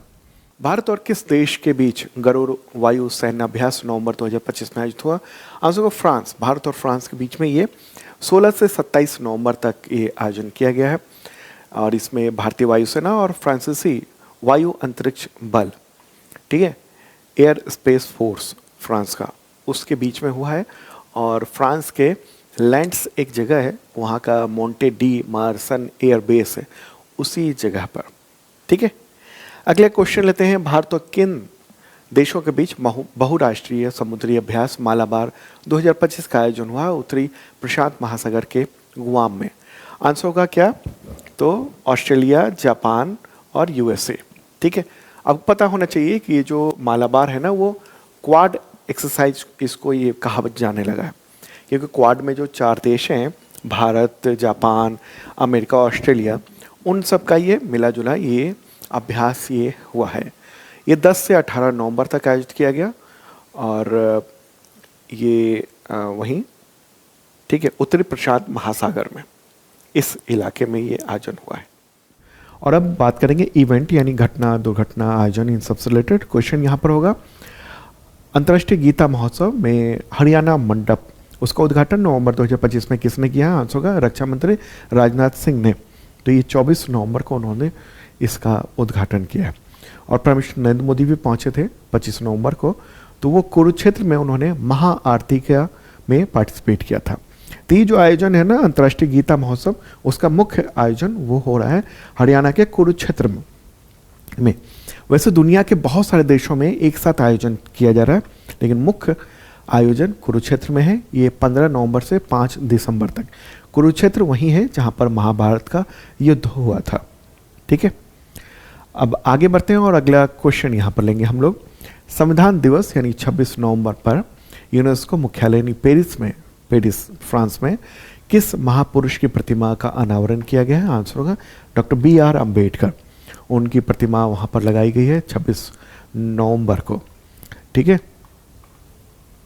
आगे बढ़ते हैं, अगला क्वेश्चन, किस शहर में UN COP30 क्लाइमेट समिट नवंबर 2025 में आयोजित हुआ जहां पर आग लग गई?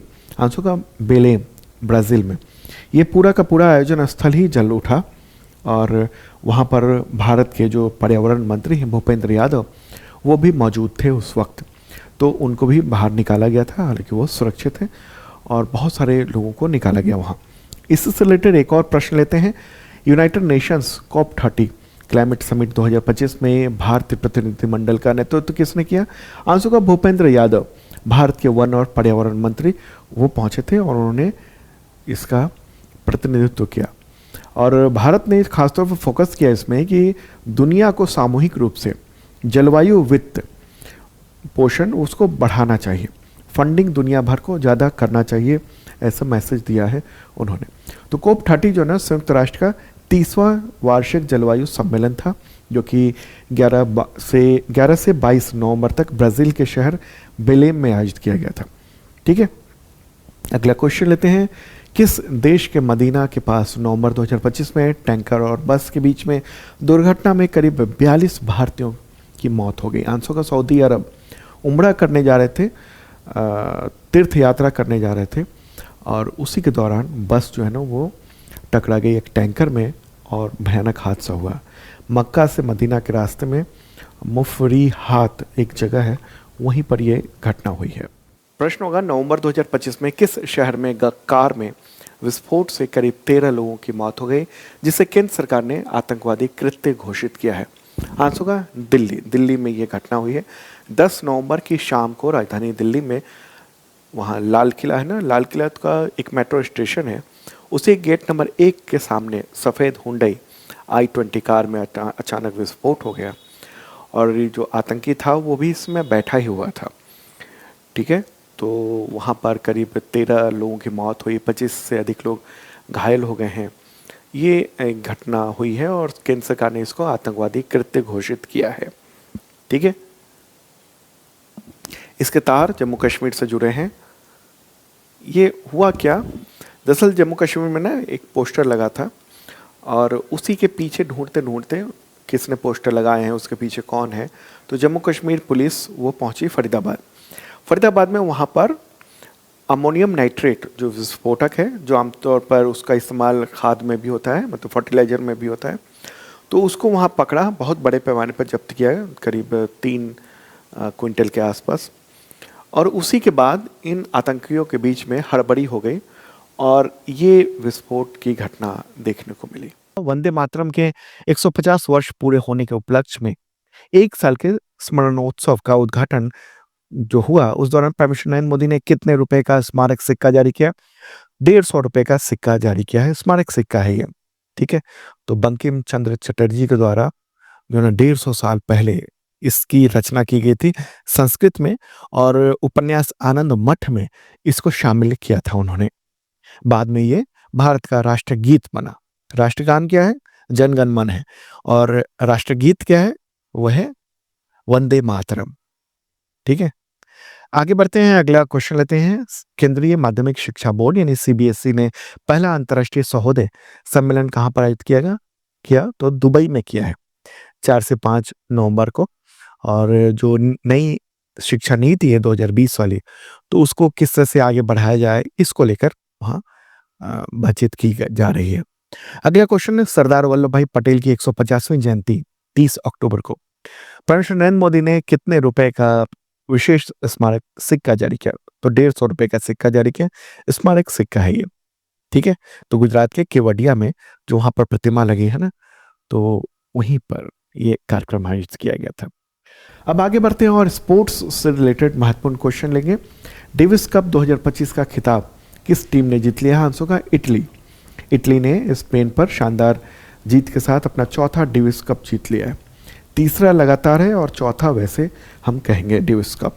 अगला question, ICC T20 world cup 2026 की मेजबानी किस देश को मिली है या किन देशों को? आंसर का भारत और श्रीलंका को मिली है। ये टूर्नामेंट जो है ना वो 2026 में होना है, 7 फरवरी से 8 मार्च 2026 तक, और फाइनल मैच होगा अहमदाबाद के नरेंद्र मोदी स्टेडियम में। अगला question, ICC T20 world cup 2026 का एम्बेसडर किस भारतीय खिलाड़ी को बनाया गया? आंसर होगा रोहित शर्मा को।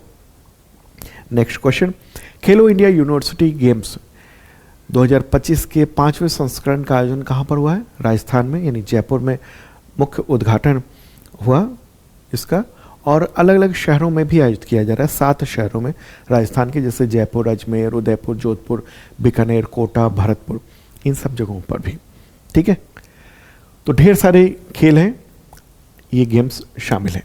अगला क्वेश्चन, खेलो इंडिया यूनिवर्सिटी गेम्स 2025 के शुभंकर का नाम बताएं? तो ऊंट है ये, और ऊंट तो है लेकिन दोनों का नाम क्या है? नाम है खंबा और घनी। क्या कहेंगे? खंबा और घनी। अगर ऑप्शन में खंबा और घनी हो तो आप वही ओके करना, अगर ऊंट लिखा हो तो ऊंट ओके कर देना आप, ठीक है। रेगिस्तान का जहाज कहा जाता है ऊंट को। अगला क्वेश्चन, खेलो इंडिया यूनिवर्सिटी गेम्स 2025 की थीम सॉन्ग क्या है? आंसर होगा पधारो मारो राजस्थान, जीतो सारा हिंदुस्तान। क्या है? पधारो मारो राजस्थान, जीतो सारा हिंदुस्तान। ये है इस बार की जो थीम सॉन्ग है वो। अगला क्वेश्चन, लगातार दूसरा महिला कबड्डी विश्व कप किस देश ने जीता है? आंसर होगा भारत ने। भारत की टीम ने चीनी ताइपो यानी ताइवान को हराकर ये खिताब जीता है। और कहाँ पर आयोजन हुआ था? ये ढाका, बांग्लादेश की राजधानी है, वहीं पर ये आयोजन किया गया था।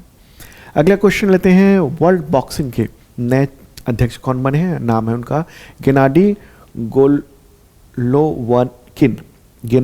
गोलोवकिन, उनको अध्यक्ष बनाया गया है इस बार।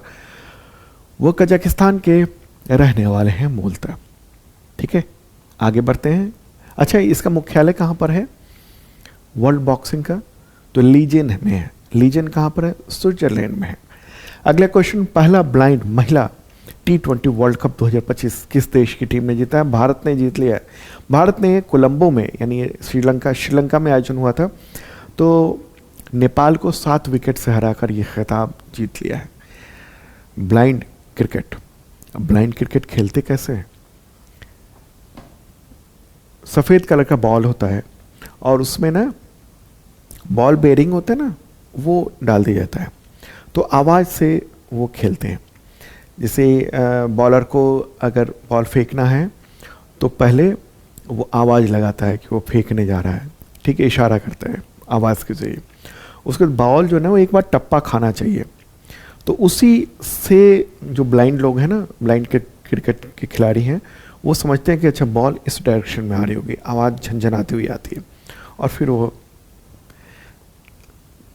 बैट को घुमाते हैं और उसी आवाज़ से बाकी जो खिलाड़ी हैं वो सब भी सुनकर जो है बॉल को रोकते हैं, पकड़ते हैं। ये खास चीज़ है।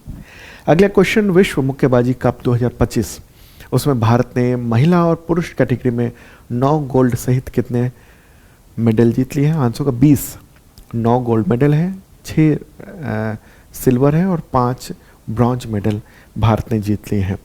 तो गोल्ड मेडल की विजेता देख लीजिए, मीनाक्षी हुड्डा, निखत जरीन, प्रीति पवार, जैस्मिन लिम्बोरिया, रुंधति चौधरी, नूपुर शोरान, परवीन हुड्डा। सिल्वर देखेंगे तो पूजा रानी, फिर ब्रॉन्ज मेडल नीरज फोगाट और स्वीटी बुरा, ये महिला है। पुरुष की बात करेंगे, 2 गोल्ड मेडल पुरुषों को मिला है, सचिन सिवाच, हितेश गुलिया, और सिल्वर मेडल आप देख रहे हैं और ब्रॉन्ज भी देख रहे हैं, ठीक है। अच्छा, बहुत सारे बच्चे पूछते हैं कि आप मुझे ना करंट में ये करा दीजिए कि खेल और खिलाड़ी की, इस खेल से फलाने खिलाड़ी हैं। देखिए हजारों खिलाड़ी हैं भारत में, ठीक है, तो आप कैसे याद करेंगे हर खेल और खिलाड़ी का नाम? तो याद करने का अच्छा तरीका क्या है, जिन सब ने गोल्ड जीता हुआ है उन सब का नाम आप याद रख लीजिए कि मीनाक्षी हुड्डा, ठीक है, इन्होंने, तो कौन है ये? मीनाक्षी हुड्डा मुक्केबाजी हैं, तो मुक्केबाजी से रिलेटेड है, तो ये सब नाम मुक्केबाजी से है, ठीक है। तो इस तरीके से आपको याद रखना है। जो गोल्ड वाले हैं ना वो बस वही याद रखेगा, बाकी को कितना याद रखेंगे। प्रश्न गोल्ड वाले से आता है कि फलाने खिलाड़ी किस खेल से जुड़े हुए हैं, या मतलब इस तरह से आता है, तो आपको वो बताना होगा। आगे बढ़ते हैं, अगला क्वेश्चन लेते हैं हम लोग। प्रश्न यहाँ पर होगा कि एशियाई तीरंदाजी चैंपियनशिप 2025 में भारत ने कितने मेडल जीतकर टॉप स्थान हासिल किया? आंसर का 10। 6 गोल्ड मेडल जीते, 3 सिल्वर जीते और 1 ब्रॉन्ज मेडल जीता है। तो पदक विजेताओं की अगर हम बात कर लेंगे एशियाई तीरंदाजी चैंपियनशिप में, तो देखिए गोल्ड मेडल जीता है ज्योति सुरेखा वेन्नम, तो ये भी आपको याद रखना है किससे, तीरंदाजी से, ठीक है। फिर गोल्ड जीता है धीरज बम देवरा, अंकित भट्ट ने जीता है, ठीक है, और तानु दास राहुल यशदीप भोगे।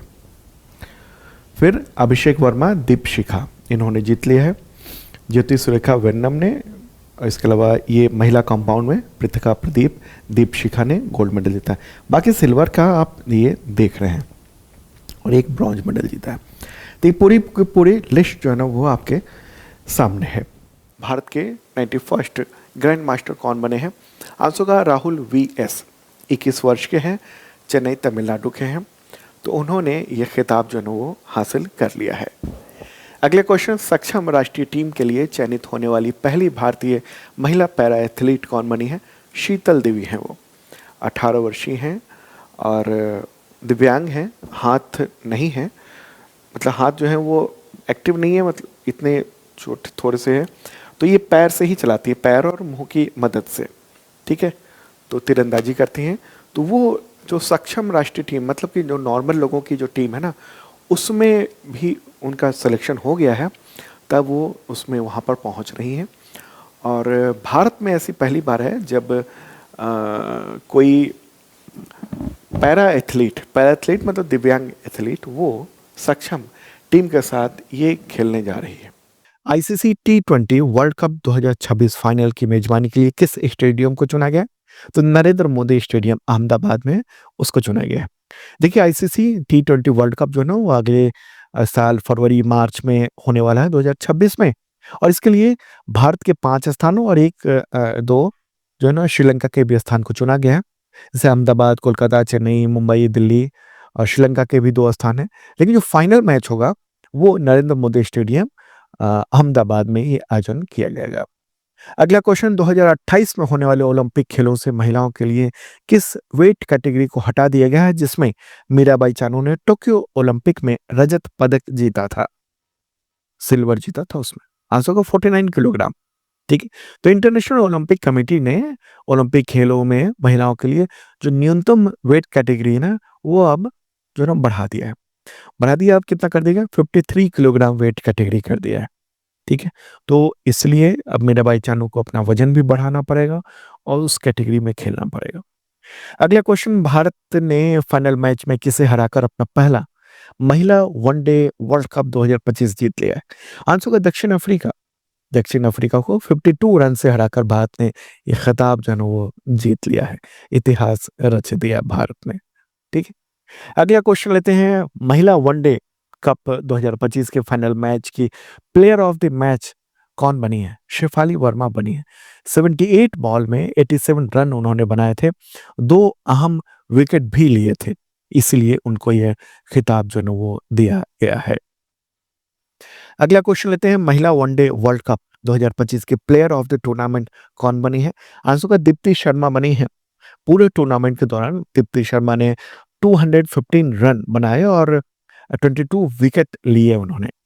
अगला क्वेश्चन, किस देश के क्रिकेटर केन विलियमसन ने T20 इंटरनेशनल से संन्यास ले लिया? आंसर का न्यूजीलैंड। केन विलियमसन जो ना न्यूजीलैंड के पूर्व कप्तान रहे हैं, हालांकि वो टेस्ट और वनडे फॉर्मेट में खेलते रहेंगे। अगला क्वेश्चन, रोहन बोपन्ना ने प्रोफेशनल टेनिस से संन्यास ले लिया, तो वो कितने ग्रैंड स्लैम जीत चुके हैं? 2 ग्रैंड स्लैम जीत चुके हों।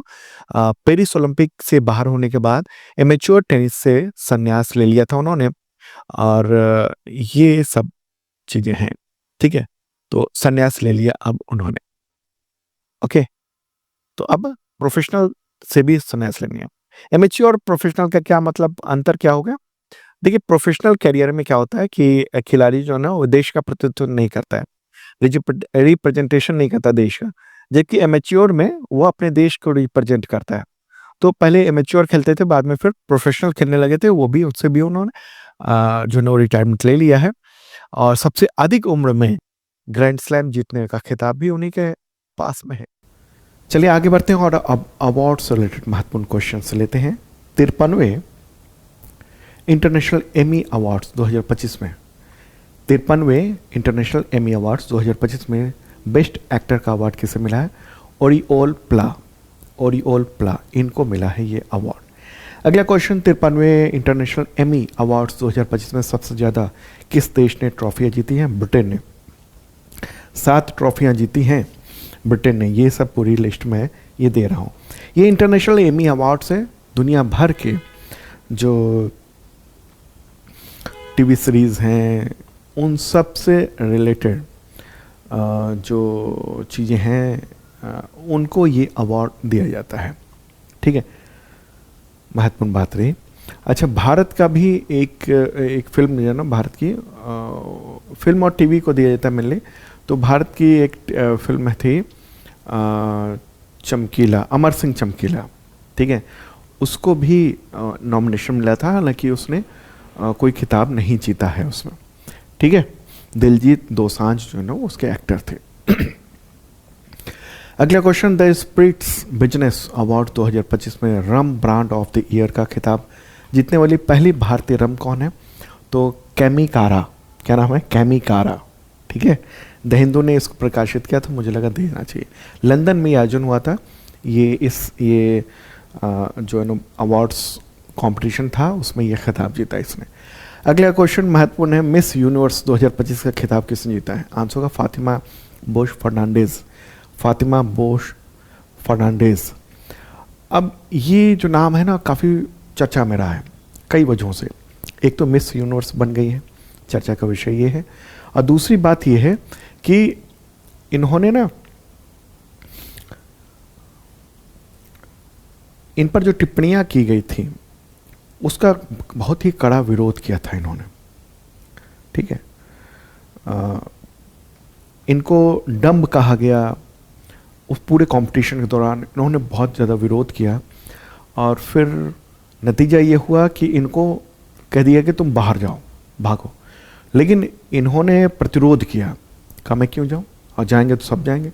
और नतीजा ये हुआ कि जितनी भी वहाँ पर पार्टिसिपेट करने आई थी इस कंपटीशन में, वो सब के सब इनके साथ चली गई। और आखिरकार जिस व्यक्ति ने, जिस अधिकारी ने ये तमाशा किया था, उस पर कार्रवाई की गई। तो यहाँ ये भी देख लेते हैं कि पिछले कुछ यूनिवर्स, मिस यूनिवर्स कौन कौन है। एक तो अभी है 2025 वाली फातिमा बॉश फर्नांडिस, ये है मैक्सिको की। उससे पहले थी 2024 में विक्टोरिया केजर थेलविग डेनमार्क की। 2023 में शेनिस पलासियोस, ये निकारागुआ की। 2022 में आर बोनी गैब्रियल यूएसए की। और उससे पहले भारत की 2021 में थी हरनाज संधू। ठीक है। अच्छा, भारत की कौन कौन जो है ना मिस यूनिवर्स जो है ना वो रह चुकी हैं, तो ये देख सकते हैं आप। 3 मिस यूनिवर्स रह चुकी हैं। 1994 में सुष्मिता सेन पहली भारतीय मिस यूनिवर्स थी। 2020 में सन 2000 में लारा दत्ता और 2021 में हरनाज संधू। आगे बढ़ते हैं।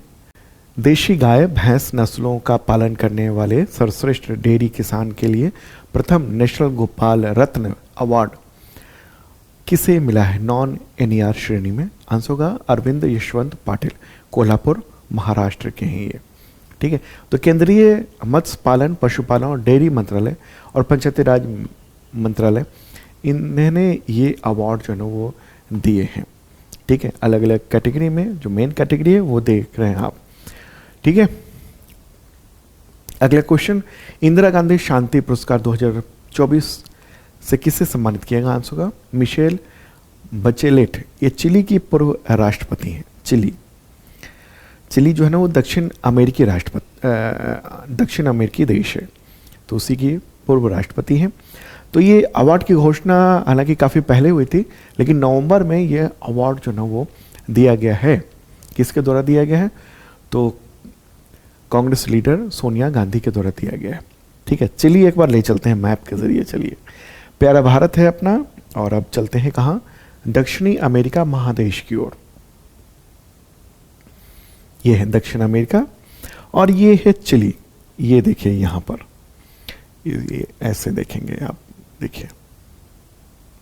ठीक है। ये है चिली। इसकी अगर राजधानी कहेंगे हम ना, कहाँ पर है? सेंटियागो है। राष्ट्रपति गैब्रियल बोरिक। ठीक है। मुद्रा यहाँ पर चलती है पेसो। ओके। तो ये जो अवार्ड है वो दिया गया है चिली की पूर्व राष्ट्रपति को, मिशेल बचेलेट। ठीक है। ये चिली की पूर्व राष्ट्रपति है, ये ध्यान रखिएगा। आगे बढ़ते हैं। अगला क्वेश्चन लेते हैं। कैम्ब्रिज डिक्शनरी, तो उसने वर्ष 2025 का शब्द यानी word of the year for 2025 किसे चुना है? आंसर का पैरा सोशल। क्या होता है पैरा सोशल? मतलब किसी अनजान प्रसिद्ध व्यक्ति के साथ किसी व्यक्ति का जो जुड़ाव है उसी को पैरा सोशल कहते हैं। मतलब एक तरफा रिश्ता जिसमें एक व्यक्ति किसी सेलिब्रिटी, नेता, यूट्यूबर, टीवी कैरेक्टर या ऑनलाइन इन्फ्लुएंसर या फिर चैटबॉट को ही तो उसको बहुत जानता है, समझता है, लेकिन सामने वाला व्यक्ति ना उसको नहीं जानता सीधे तौर पर। ठीक है। सरल भाषा में क्या है कि आप किसी को जानते हैं, वो आपको नहीं जानता है। भावनाएं आपकी तरफ से होती हैं, उनकी तरफ से नहीं होती। ठीक है। Para social. अगला क्वेश्चन, हिंदी भाषा के लिए साहित्य अकादमी बाल साहित्य पुरस्कार 2025 किस लेखक को दिया गया है? सुशील शुक्ल को दिया गया है। ठीक है। तो उसके अध्यक्ष जो है ना साहित्य अकादमी के माधव कौशिक, तो उन्होंने ये अवार्ड 14 नवंबर को दिया है। हालांकि इसकी घोषणा अवार्ड की कई महीनों पहले हो गई थी, लेकिन अवार्ड 14 नवंबर को दिया गया है दिल्ली में। किसके लिए दिया गया है? 1/12 एक कहानी संग्रह है, इसके लिए दिया गया है। बाल साहित्य का मतलब क्या हुआ? बच्चों के लिए जो लिखी गई किताब है वो है। अगला क्वेश्चन, साहित्य अकादमी ने अंग्रेजी भाषा के लिए बाल साहित्य पुरस्कार 2025 किसे दिया? आंसर होगा नितिन कुशलप्पा MP, उनको दिया है। और क्यों दिया गया है? तो एक बुक लिखी इन्होंने, दक्षिण south Indian myths and fabulous retold, ये कहानी संग्रह है और इसके लिए इनको दिया गया है। अब हम लोग देख लेते हैं लिस्ट जो साहित्य बाल अकादमी का है। तो ये अलग अलग भाषाओं में हमने दे दिया है। हिंदी में सुशील शुक्ल, अंग्रेजी में नितिन कुशलप्पा MP, और बाकी भाषाओं में ये सब आप देख रहे हैं। इसको PDF में भी मैंने दे दिया है। PDF जो है ना वो शार्प लर्निंग ऐप पर मेंबरशिप के ज़रिए आप ये ले सकते हैं, देख सकते हैं। ठीक है, आगे बढ़ते हैं। अगला क्वेश्चन, छठे राष्ट्रीय जल पुरस्कार 2024, तो उसमें सर्वश्रेष्ठ राज्य की श्रेणी में प्रथम पुरस्कार किस राज्य को मिला है? महाराष्ट्र को दिया गया है। ठीक है, गुजरात दूसरे स्थान पर है और हरियाणा तीसरे स्थान पर, पहले स्थान पर महाराष्ट्र रहा है। ठीक है, तो केंद्रीय जल शक्ति मंत्री CR पाटिल ने 11 नवंबर को ये अवार्ड दिए हैं 2025 में अभी। ठीक है, ये 24 लिखा हुआ तो ये मत समझ लेना कि पिछले साल, इसी साल मिला है। तो देखिए अलग अलग है, जैसे इसमें तो आपने देखा राज्य के बारे में तो महाराष्ट्र नंबर 1 है। अगर जिले के बारे में देखेंगे तो पूर्वी क्षेत्र में राजनांदगांव, ये छत्तीसगढ़ का है। पश्चिमी क्षेत्र में खरगोन मध्य प्रदेश का है। उत्तरी क्षेत्र में मिर्जापुर है उत्तर प्रदेश का। दक्षिणी क्षेत्र में तिरुनेलवेली तमिलनाडु का है। और उत्तर पूर्व में सिपाहीजला त्रिपुरा को ये खिताब मिला है। अब आगे बढ़ते हैं और निधन से रिलेटेड इंपॉर्टेंट क्वेश्चन देखते हैं। भारतनाट्यम की मशहूर नृत्यांगना कुमारी कमला, उनका निधन हो गया 23 नवंबर 2025 को। तो उन्हें कौन सा बड़ा राष्ट्रीय पुरस्कार मिला था? आंसर होगा पद्म भूषण अवार्ड मिला था 1970 में। प्रसिद्ध भारतनाट्यम नर्तकी थी वो। 91 ईयर की उम्र में अमेरिका में कैलिफोर्निया में इनका निधन हुआ है। आगे बढ़ते हैं। दिग्गज एक्टर धर्मेंद्र का निधन हो गया 24 नवंबर 2025 को। तो उनकी पहली और आखिरी फिल्म का नाम क्या है? आंसर होगा दिल भी तेरा हम भी तेरे। और दूसरी आखिरी पिक्चर 21 जो रिलीज हो चुकी है। ठीक है, 89 ईयर के थे और अपने घर पर ही उन्होंने अंतिम सांस ली है। एक और फिल्म बन रही थी अपने 2, उस पर काम चल रहा था। उसमें उनके बेटे सनी देओल और बॉबी देओल वो भी नज़र आने वाले थे। अगला क्वेश्चन, कामिनी कौशल का निधन हो गया 14 नवंबर 2025 को। तो इनमें से क्या थी एक्ट्रेस? 98 ईयर की थी। अभी भी पिछले कई फिल्मों में आपने ये फोटोग्राफ देखा होगा, ये तस्वीर देखी होगी आपने। 60 साल से भी ज़्यादा समय तक इन्होंने दर्शकों का मनोरंजन किया है। नोबेल पुरस्कार विजेता जेम्स डी वाटसन का निधन हो गया 7 नवंबर 2025 को। तो उन्हें किस खोज के लिए नोबेल पुरस्कार मिला? आंसर का DNA की संरचना की खोज उन्होंने की थी। संयुक्त रूप से उनको ये अवार्ड मिला था। संयुक्त रूप से ये खोज भी की थी उन्होंने। 1962 में इनको ये पुरस्कार मिला था, नोबेल प्राइज़। 2 और वैज्ञानिकों को मिला था इसी खोज के लिए, फ्रांसिस क्रिक और मॉरिस विल्किंसन। हाँ, मॉरिस विल्किंसन, उनके साथ इनको ये अवार्ड मिला था। इनकी उम्र लगभग 97 ईयर की थी और इन्होंने 1953 में DNA के डबल हेलिक्स जो संरचना है ना उसकी खोज की थी। ठीक है, डबल हेलिक्स ये इस तरह का, ये वाला जो संरचना है इसकी खोज की थी। ठीक है, उसकी वजह से चिकित्सा जगत में क्रांतिकारी बदलाव आए थे। आगे बढ़ते हैं। अगला क्वेश्चन, सुलक्षणा पंडित का निधन हो गया 6 नवंबर 2025 को। तो उन्हें किस क्षेत्र के लिए, किस क्षेत्र में प्रसिद्ध थी? आंसर क्या होगा इसका? इसका आंसर होगा गायन में भी और एक्टिंग में, A और B दोनों होगा। ठीक है, काफ़ी पॉपुलर ये एक्ट्रेस थी। 1975 में फिल्म संकल्प का गाना तू ही सागर है तू ही किनारा, इसके लिए उनको फिल्म फेयर अवार्ड भी मिला था उस दौरान। आगे बढ़ते हैं और एनवायरनमेंट से रिलेटेड महत्वपूर्ण क्वेश्चन लेते हैं। प्रश्न होगा, संयुक्त राष्ट्र पर्यावरण कार्यक्रम यानी UNEP की ग्लोबल मीथेन स्टेटस रिपोर्ट 2025 के अनुसार भारत का मीथेन गैस उत्सर्जन में मतलब कौन सा स्थान है भारत का? आंसर होगा तीसरा। चीन पहले स्थान पर है, दूसरे स्थान पर है USA यानी अमेरिका और तीसरे स्थान पर भारत है। और जो ये रिपोर्ट है उसका ये डेटा आप देख रहे हैं। दुनिया का जो मीथेन है ना उत्पादन वो 17%, 17% चाइना करता है, अमेरिका करता है 8.6% और भारत 8.3% ये करता है। और भारत का ना सबसे ज़्यादा जो एमिशन हो रहा है मीथेन गैस का वो एग्रीकल्चर में हो रहा है। ठीक है ना, एग्रीकल्चर के सेक्टर में। और ये खासतौर पर पशुपालन से बताया जा रहा है सबसे ज़्यादा है। ठीक है, आगे बढ़ते हैं और अगला क्वेश्चन लेते हैं।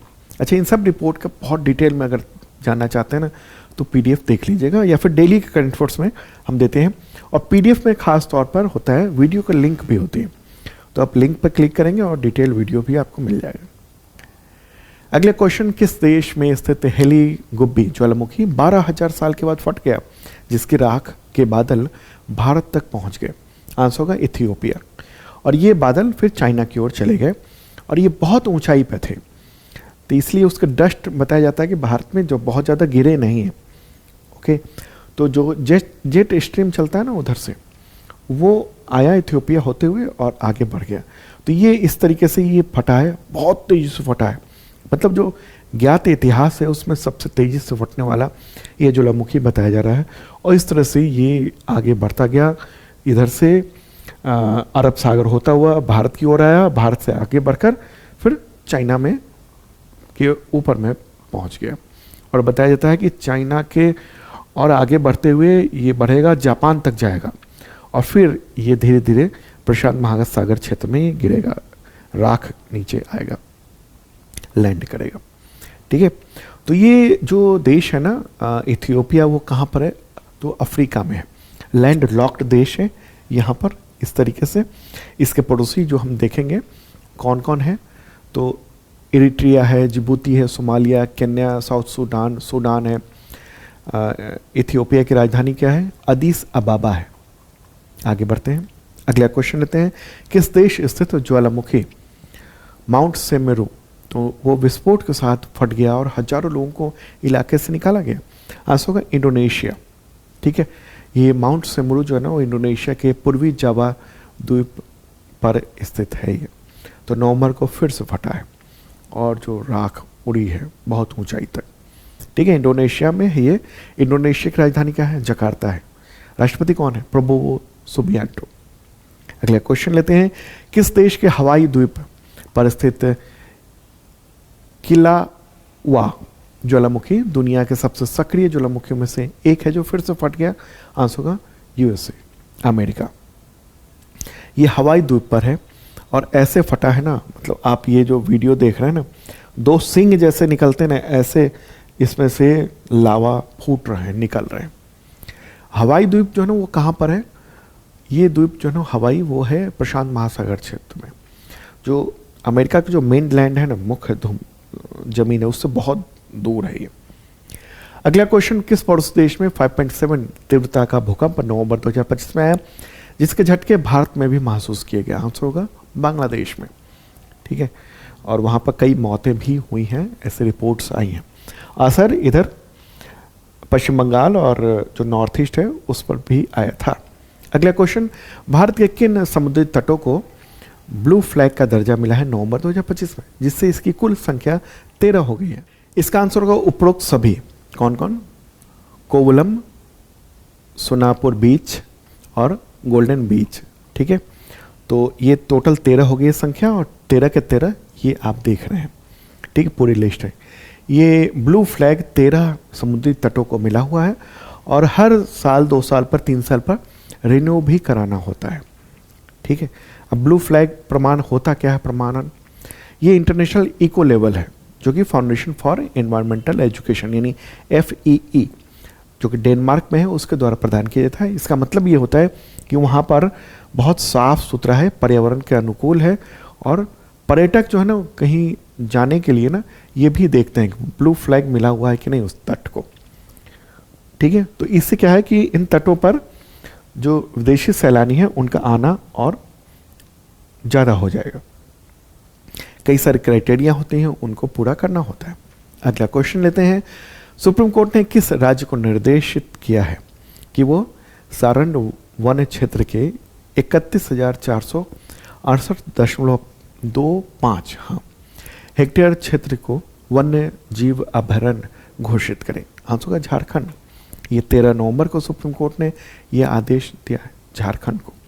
ठीक है, आगे बढ़ते हैं और अगला क्वेश्चन लेंगे हम लोग, किस देश में स्थित ज्वालामुखी सकुराजिमा विस्फोट के साथ फट गया और इसकी राख का धुआं 4,400 मीटर की ऊंचाई तक पहुंच गया?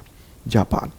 ये जापान के जो प्रमुख पश्चिमी द्वीप है ना, क्यूशू, उसी में स्थित है ये।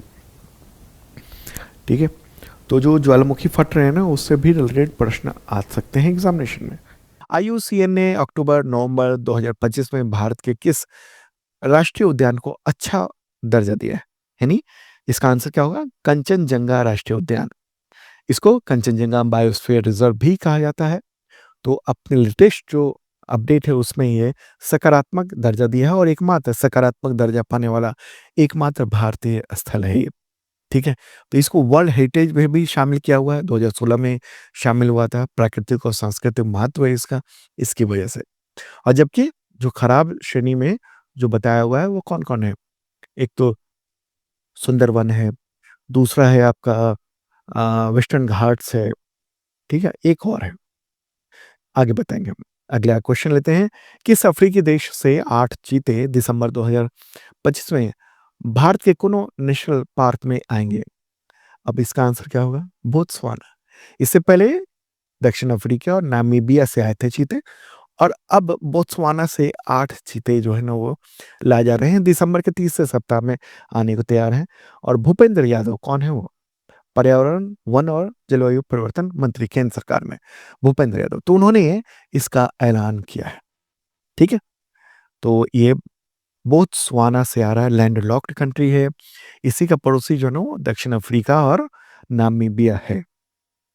ठीक है, इसकी राजधानी क्या है बोत्सवाना की? गैबरोन।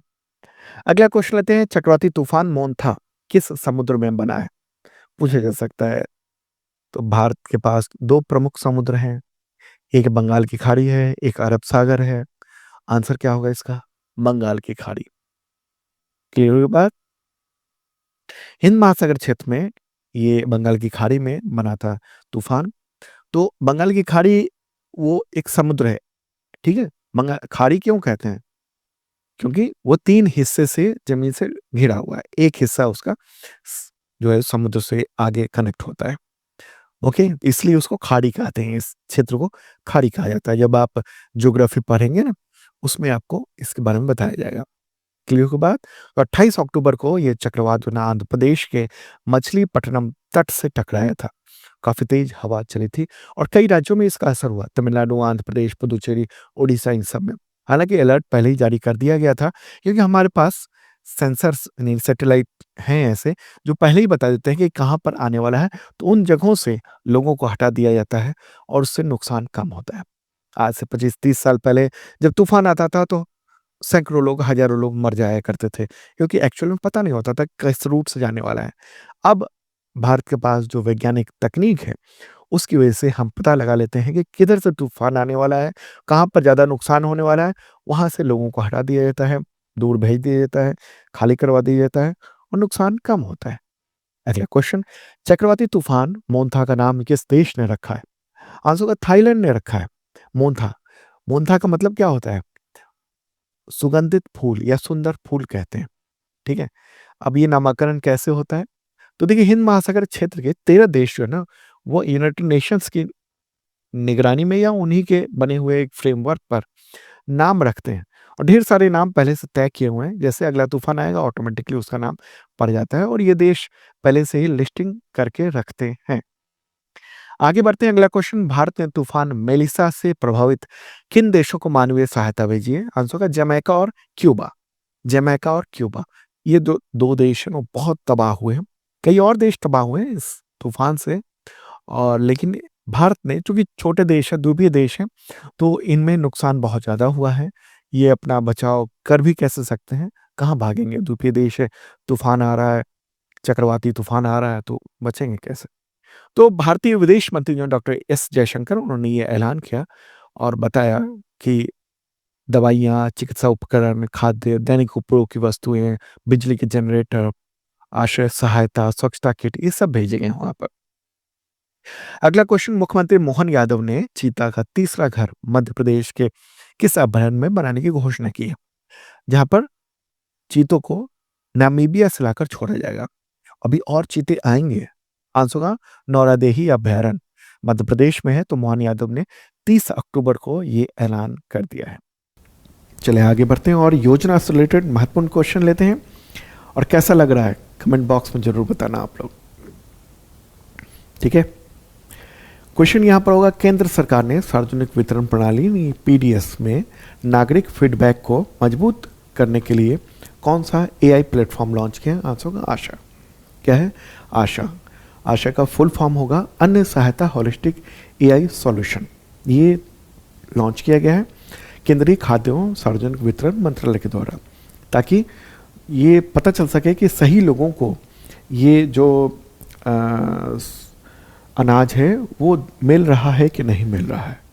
भारत की कुल स्थापित बिजली क्षमता सितंबर 2025 में कितने गीगावाट को पार कर गई, जो कि एक ऐतिहासिक उपलब्धि है? आंसर होगा 500 गीगावाट। ठीक है, 500 गीगावाट। अब आगे बढ़ते हैं और अंतर्राष्ट्रीय संगठन देखते हैं हम लोग। देखिए, जो इंटरनेशनल रिलेशन जो टॉपिक है ना आपके एग्जामिनेशंस के लिए, उसको हमने दो हिस्से में बांटा हुआ है। एक है अंतर्राष्ट्रीय संगठन, इंटरनेशनल ऑर्गेनाइजेशन से रिलेटेड जो भी करंट अफेयर्स हो रहे हैं उसको, और फिर इसके बाद हम लोग देखेंगे विदेश। ठीक है, चलिए, तो क्वेश्चन यहाँ पर होगा, भारत किस देश में ग्लोबल बिग कैट समिट 2026 की मेजबानी करेगा? किस शहर में? आंसर होगा न्यू दिल्ली में ये आयोजन होने जा रहा है। केंद्रीय जल एवं पर्यावरण और जलवायु परिवर्तन मंत्री भूपेंद्र यादव ने ये ऐलान किया है। कहाँ पर किया है ऐलान? बेलेम में, बेलेम ब्राज़ील में। वहाँ पर COP30 समिट चल रहा था, उसी के दौरान। और अब बहुत ही महत्वपूर्ण टॉपिक पे आ चुके हैं, G20 समिट। उससे रिलेटेड कई सारे प्रश्न हैं, वो देखते हैं। क्वेश्चन यहाँ पर होगा, 20वां G20 समिट 2025 किस देश और उसके शहर में आयोजित हुआ, जिसमें प्राइम मिनिस्टर नरेंद्र मोदी शामिल हुए? आंसर होगा दक्षिण अफ्रीका। और दक्षिण अफ्रीका का जो शहर है वो है जोहानसबर्ग। ठीक है, ये राजधानी नहीं है वहाँ की, ये याद रखिएगा, सबसे बड़ा शहर है ये। तो वहीं पर आयोजन हुआ था 22-23 नवंबर को। और ये समिट, और उससे पहले भी ये चल रहा था, स्टार्टिंग तो 21 नवंबर से ही हो गया था। तो इसमें भारतीय प्रधानमंत्री नरेंद्र मोदी भी शामिल हुए थे। ठीक है, महत्वपूर्ण बात रही। G20 जोहानसबर्ग में आयोजित किया गया था, 22-23 नवंबर को मुख्य तौर पर था। अध्यक्षता दक्षिण अफ्रीका ने की इसकी। ग्लोबल साउथ की लगातार चौथी अध्यक्षता थी, ग्लोबल साउथ यानी डेवलपिंग जो कंट्री है उनके लिए। और एक महत्वपूर्ण बात है कि एक देश ने बहिष्कार किया था, आगे बताएंगे हम। तो G20 के 21 देश हैं जो देख रहे हैं, इसमें 21 मेंबर हैं, सॉरी, G20 के 21 मेंबर हैं, उनमें 19 देश मेंबर हैं और 2 संगठन हैं। 2 कौन? यूरोपीय यूनियन और अफ्रीकी यूनियन। अगला क्वेश्चन, G20 2025 जो समिट हुई है उसकी थीम क्या थी? आंसर होगा एकजुटता, समानता और स्थिरता। ये रही इस बार की थीम। ओके, ये है थीम, सॉलिडिटी, इक्वलिटी और सस्टेनेबिलिटी। अगला क्वेश्चन, किस देश ने G20 का बहिष्कार किया और अंतिम मसौदे के प्रारूपण में भी भाग नहीं लिया? आंसर होगा USA, अमेरिका। ये बहिष्कार कर दिया, कारण क्या रहा? तो ये ट्रंप का कहना था, अमेरिका के राष्ट्रपति का, कि दक्षिण अफ्रीका में जो अफ्रीकानर हैं, अफ्रीकानर किसको कहते हैं? सफ़ेद किसानों को कहते हैं, श्वेत, सफ़ेद नहीं, श्वेत जो किसान है वो। ठीक है, और जो वहाँ मूल लोग हैं वो ब्लैक हैं दक्षिण अफ्रीका में, तो उनका दमन हो रहा है, ये आरोप लगाया था उन्होंने। तो फिर क्या हुआ कि दक्षिण अफ्रीका ने कोई भाव नहीं दिया इनको।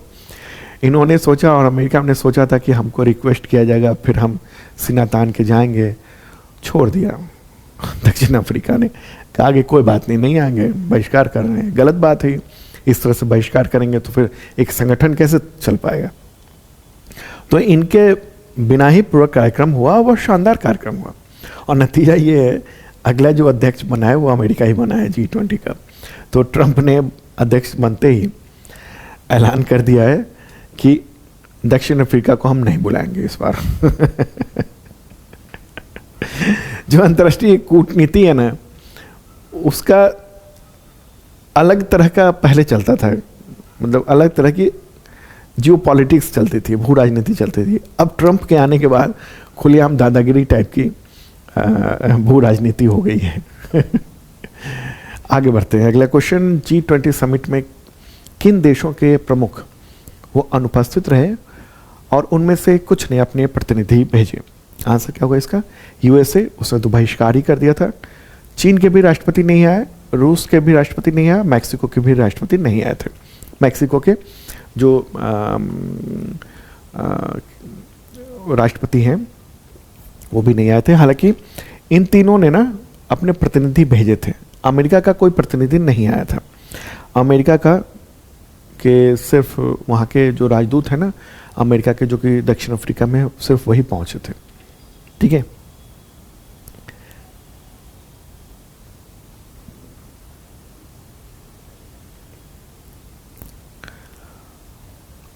और हाँ, इंडोनेशिया के भी नहीं आए थे।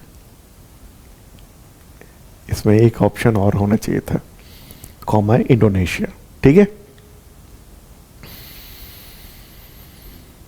1, 2, 3, 4 और 5 देशों के राष्ट्राध्यक्ष। अगला क्वेश्चन लेते हैं। दक्षिण अफ्रीका के बाद G20 का अगला अध्यक्ष कौन बना है? अमेरिका, यूएसए बन गया है। और बनते ही ट्रंप ने कहा है कि हम दक्षिण अफ्रीका को नहीं बुलाएंगे। आगे बढ़ते हैं और अगला क्वेश्चन लेते हैं। G20 समिट में प्रधानमंत्री नरेंद्र मोदी ने वृद्धि, विकास और सभी के कल्याण के प्रति भारत के दृष्टिकोण को स्पष्ट करते हुए कितने विचार प्रस्तावित किए हैं? आंसर का 6 विचार प्रस्तावित किए हैं G20 शिखर सम्मेलन के दौरान। तो उन्होंने 6 जो प्रस्ताव दिए हैं वो कौन कौन से हैं? एक तो उन्होंने कहा है कि G20 वैश्विक पारंपरिक ज्ञान भंडार का निर्माण होना चाहिए। दूसरा है G20 अफ्रीका कौशल गुणांक, उसका निर्माण होना चाहिए। G20 वैश्विक स्वास्थ्य सेवा प्रतिक्रिया दल का गठन होना चाहिए। चौथा है कि G20 मुक्त उपग्रह डेटा साझेदारी यानी ओपन सैटेलाइट डेटा पार्टनरशिप की स्थापना होनी चाहिए। पांचवा यह है G20 क्रिटिकल मिनरल सर्कुलेटरी पहल का निर्माण होना चाहिए। और छठा है ड्रग टेरर नेक्सस का मुकाबला करने के लिए G20 पहल का निर्माण। तो ये सब चीज़ें प्रस्तावित किए गए हैं, उसको शामिल भी किया जा रहा है। अगला क्वेश्चन, किन देशों के समूह IBSA की मीटिंग G20 समिट 2025 के दौरान हुई है? आंसर होगा भारत, ब्राज़ील, दक्षिण अफ्रीका, IBSA। ठीक है, इंडिया, ब्राज़ील, साउथ अफ्रीका। तो ये है ये एक तरह से संगठन बनता जा रहा है। ठीक है, तो ये मिलकर अपने विकास की ओर ध्यान देंगे। ठीक है, तो ब्राज़ील के राष्ट्रपति लूला हैं, भारतीय प्राइम मिनिस्टर हैं, और ये हैं दक्षिण अफ्रीका के राष्ट्रपति। चलिए आगे बढ़ते हैं और एक और महत्वपूर्ण मुद्दे को देखते हैं। देखिए G20 समिट के दौरान ना जो G20 के मेंबर्स हैं और भारत हैं, उनके साथ अलग अलग पहल भी, नई इनिशिएटिव भी शुरू की गई है। जैसे इटली के साथ भारत ने आतंकवाद के वित्त पोषण से निपटने, यानी आतंकवाद को लेकर जो फाइनेंसिंग हो रही है गलत तरीके से, बहुत सारे संगठन कर रहे हैं आतंकवादी संगठन, तो उससे निपटने के लिए संयुक्त पहल की घोषणा की गई है। ठीक है, इटली की प्राइम मिनिस्टर जॉर्जिया मेलोनी उनके साथ फोटोग्राफ देख रहे हैं। और क्या है अगला, भारत और कनाडा के बीच में अंतरिक्ष क्षेत्रों में गहन सहयोग की बात हुई है, ये प्रस्तावित किया है। ओके, किया गया है। अगला क्वेश्चन ही, हाँ मुद्दा देखिए, प्रधानमंत्री नरेंद्र मोदी ने अपने ऑस्ट्रेलियाई और कनाडाई जो समकक्ष हैं उनके साथ मीटिंग की और भारत, ऑस्ट्रेलिया, कनाडा के बीच में एक त्रिपक्षीय प्रौद्योगिकी और इनोवेशन की साझेदारी की घोषणा की है। तो ये 3 महत्वपूर्ण चीजें भी आपने जाना। अगला क्वेश्चन होगा, संयुक्त राष्ट्र सुरक्षा परिषद यानी UNSC ने डोनाल्ड ट्रंप के गजा शांति प्रस्ताव को मंजूरी दे दी है। तो इसके तहत गजा में कौन सी सेना तैनात होगी? आंसर का अंतर्राष्ट्रीय स्थिरीकरण बल यानी ISF कहेंगे इसको। ठीक है, ये यूनाइटेड नेशंस के जो शांति सेना है उससे अलग होगी। कई देशों के सैनिक इसमें शामिल हो सकते हैं। ठीक है, गजा में ये चीज़ें होंगी। गजा का हाल बहुत बुरा है, आपको पता ही है। ठीक है, इजराइल ने हमला करके, पहले तो हमास ने इजराइल पर हमला किया था, उसका इजराइल ने जब पलटवार किया है तबाह कर दिया है, बर्बाद हो चुका है वो क्षेत्र। अगला क्वेश्चन, कोलंबो सिक्योरिटी कॉन्क्लेव 2025 का मेजबान देश तो वो है भारत। ठीक है, भारत ने मेजबानी की है। 19-20 नवंबर को ये आयोजन किया गया है। अब दोस्तों विदेश से रिलेटेड महत्वपूर्ण क्वेश्चंस लेते हैं। प्रश्न यहाँ पर होगा, किस पड़ोसी देश ने 100 रुपए के नोट में भारतीय इलाके लिपुलेख, लिम्पियाधुरा और काला पानी को शामिल करते हुए अपना नक्शा छाप दिया है? आंसर क्या होगा? नेपाल। नेपाल के केंद्रीय बैंक ने 26 नवंबर को ये 100 रुपए के नोट को जारी किया है पब्लिक के लिए। और इस मानचित्र में अगर हम देखेंगे तो किस क्षेत्र को, ये नेपाल है, नेपाल में ना यहाँ पर ये एक क्षेत्र है भारत का, ठीक है, नेपाल में नहीं है, भारत में है ये। और ये 3 जगह है, 3, कालापानी, लिपुलेख और लिम्पियाधुरा। तो उसको नेपाल ने अपने मैप में दिखा दिया है। इस विवाद की शुरुआत हुई थी 2020 में। 2020 से पहले की बात है ना, जब नेपाल के मैप में, ऑफिशियल मैप में वो क्षेत्र नहीं, इलाका नहीं हुआ करता था। 2020 में वहाँ के जो प्रधानमंत्री केपी शर्मा ओली, फिर सहयोगी जो प्रचंड हैं वो, उन दोनों ने ये सोचा कि विवाद करते हैं और वहाँ के युवाओं के मन में राष्ट्रवाद की भावना को और मजबूत किया जाए। और इससे क्या होगा, भारत से जो नफरत बढ़ेगी वहाँ के युवाओं को। और इसमें चीन की भूमिका बहुत प्रबल थी और नतीजा ये हुआ कि अब फ़ोटो भी छाप दिया है, ये नेपाल ने किया। भारत ने काफ़ी विरोध किया है, भारत ने कहा है कि ये बहुत ही गलत है और इस तरह की चीज़ों से कोई सीमा परिवर्तन नहीं हो जाएगी। अगला क्वेश्चन, अमेरिकी राष्ट्रपति ट्रंप ने किस अरब देश को नवंबर 2025 में प्रमुख गैर नाटो सहयोगी घोषित किया? आंसर होगा सऊदी अरब। ठीक है, वहाँ के जो क्राउन प्रिंस है ना, मोहम्मद बिन सलमान, वो अमेरिका पहुँचे थे और $1 ट्रिलियन के आसपास का निवेश वो करने जा रहा है अमेरिका में, सऊदी अरब। तो इसलिए ये दर्जा माना जा रहा है कि दिया गया है। अगला क्वेश्चन, किस पड़ोसी देश के पूर्व प्रधानमंत्री को मानवता के खिलाफ अपराध का दोषी ठहराया गया और मौत की सज़ा सुनाई गई है, जो भारत में निर्वासन में रह रही हैं? आंसर होगा बांग्लादेश। वहाँ के प्राइम मिनिस्टर शेख हसीना उनको। तो अंतर्राष्ट्रीय अपराध न्यायाधिकरण बांग्लादेश में बना हुआ है, उसी की सरकार ने बनाया हुआ है। तो उसी ने 17 नवंबर को ये जो फैसला सुनाया है। तो ये मामला है, हालांकि कुछ होना नहीं है क्योंकि वो तो भारत में रह रही हैं। अगला क्वेश्चन लेते हैं, भारत ने अपने एलपीजी आयात का लगभग 10% किस देश से 2026 में प्राप्त करने का समझौता किया है? आंसर होगा यूएसए, अमेरिका से। भारत अमेरिका से पहली बार इतनी बड़ी मात्रा में जो है ना वो एलपीजी आयात करने वाला है 2026 में। 2026 में यूएसए के गल्फ कोस्ट से लगभग 2.2 मिलियन टन प्रति वर्ष एलपीजी खरीदेगा, एक साल में इतना खरीदेगा। और ये 2026 में टोटल जो आयात होगा उसका 10% होने जा रहा है। अगला क्वेश्चन, किस पड़ोसी देश में 27वां संविधान संशोधन हुआ जिससे वहाँ की सेना के प्रमुख की स्थिति एक तरह से राष्ट्राध्यक्ष के समान बन गई है? आंसर होगा पाकिस्तान। पाकिस्तान में ये स्थिति हुई है और बहुत सारे अधिकार जो है ना, मतलब बहुत भयानक अधिकार वो दे दिए गए हैं इनको, जिसे सीडीएफ का पद दिया गया है, chief of defence forces. Okay, तो इसमें क्या है कि इसी के अंतर्गत अंडर में नेवी और एयरफोर्स को भी रख दिया गया है, मतलब सबके बॉस हो गए हैं ये। नेशनल स्ट्रेटजिक कमांड की स्थापना की गई है, जो कि जो न्यूक्लियर जो चीज़ें कमांड है उसका अध्यक्षता यही करेंगे। प्रधानमंत्री बंधु गए हवा। और क्या है, 5 सितारा रैंक मिला है, आजीवन कानूनी सुरक्षा मिल गई है कि कोई कार्रवाई इन पर हो नहीं सकती है भविष्य में। पद से हटाना बहुत कठिन कर दिया गया, जैसे राष्ट्रपति को हटाया जा सकता है वैसे ही प्रावधान किए गए हैं इसमें। इसके अलावा फेडरल कॉन्स्टिट्यूशनल कोर्ट की स्थापना की गई। सुप्रीम कोर्ट का बहुत सारा अधिकार वो छीन लिया गया है और इस कोर्ट को दे दिया गया है। और इस कोर्ट में जो न्यायाधीश की नियुक्ति करेंगे वो कौन करेंगे? वो आर्मी चीफ करेंगे, राष्ट्रपति करेंगे, प्रधानमंत्री करेंगे। मतलब अनौपचारिक रूप से तानाशाह अब ये आसिफ मुनीर ये बनने जा रहे हैं।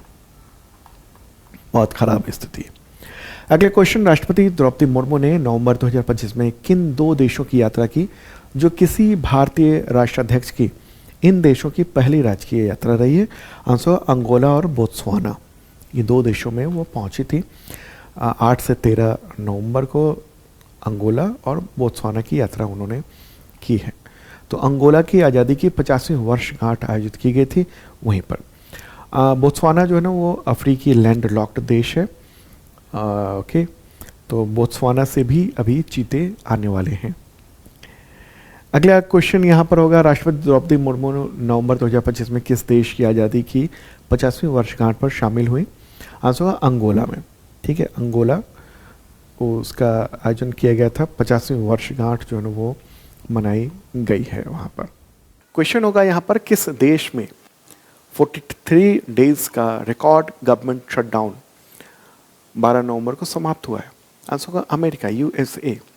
1 अक्टूबर को ये शटडाउन शुरू हुआ था। अब आप कहेंगे कि शटडाउन होता क्या है, इसका मतलब क्या हुआ?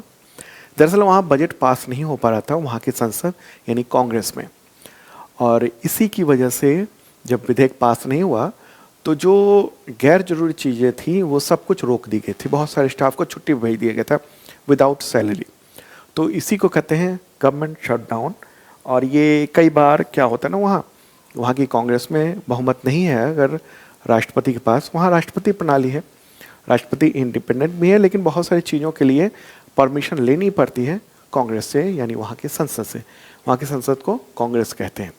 ठीक है, तो अब जब मिल गई परमिशन, बजट पास हो गया, तब 12 नवंबर को यह समाप्त हुआ शटडाउन। आगे बढ़ते हैं, अगला question. Prime minister Narendra Modi नवंबर 2025 में किस देश के चौथे राजा जिग्मे सिंगे वांगचुक के 70वें जन्मदिन समारोह में शामिल हुए? आंसर होगा भूटान। ठीक है, भूटान के 11 नवंबर को 2 दिवसीय यात्रा पर भूटान पहुंचे थे। पारो एयरपोर्ट पर भूटान के प्राइम मिनिस्टर शेरिंग तोब्गे ने प्राइम मिनिस्टर नरेंद्र मोदी का स्वागत किया था। ठीक है, तो ये चौथे राजा जो थे, जो अभी वर्तमान में राजा है ना, जिग्मे खेसर नामग्याल वांगचुक, ठीक है, तो उनके पिता, ठीक है, तो उन्हीं के जन्मदिन के समारोह में वो पहुंचे थे। ठीक है, भूटान यहाँ है। अगला question, prime minister Narendra Modi ने नवंबर में भूटान की भूटान की 2 दिवसीय जो यात्रा की, उस दौरान वहाँ के राजा जिग्मे खेसर नामग्याल वांगचुक उनके साथ मिलकर किस संयुक्त रूप से विकसित परियोजना का उद्घाटन किया? आंसर क्या होगा इसका? आंसर होगा ये जल विद्युत परियोजना है, पुनात सांगछू द्वितीय, ये जल विद्युत परियोजना है, उसका उद्घाटन किया उन्होंने, दोनों ने मिलकर। और ये जो प्रोजेक्ट है वो 1020 मेगावाट क्षमता का है, और इसके लिए भारत सरकार ने पूरी तरह से फंड दिया है। 30% अनुदान है और 70% लोन है।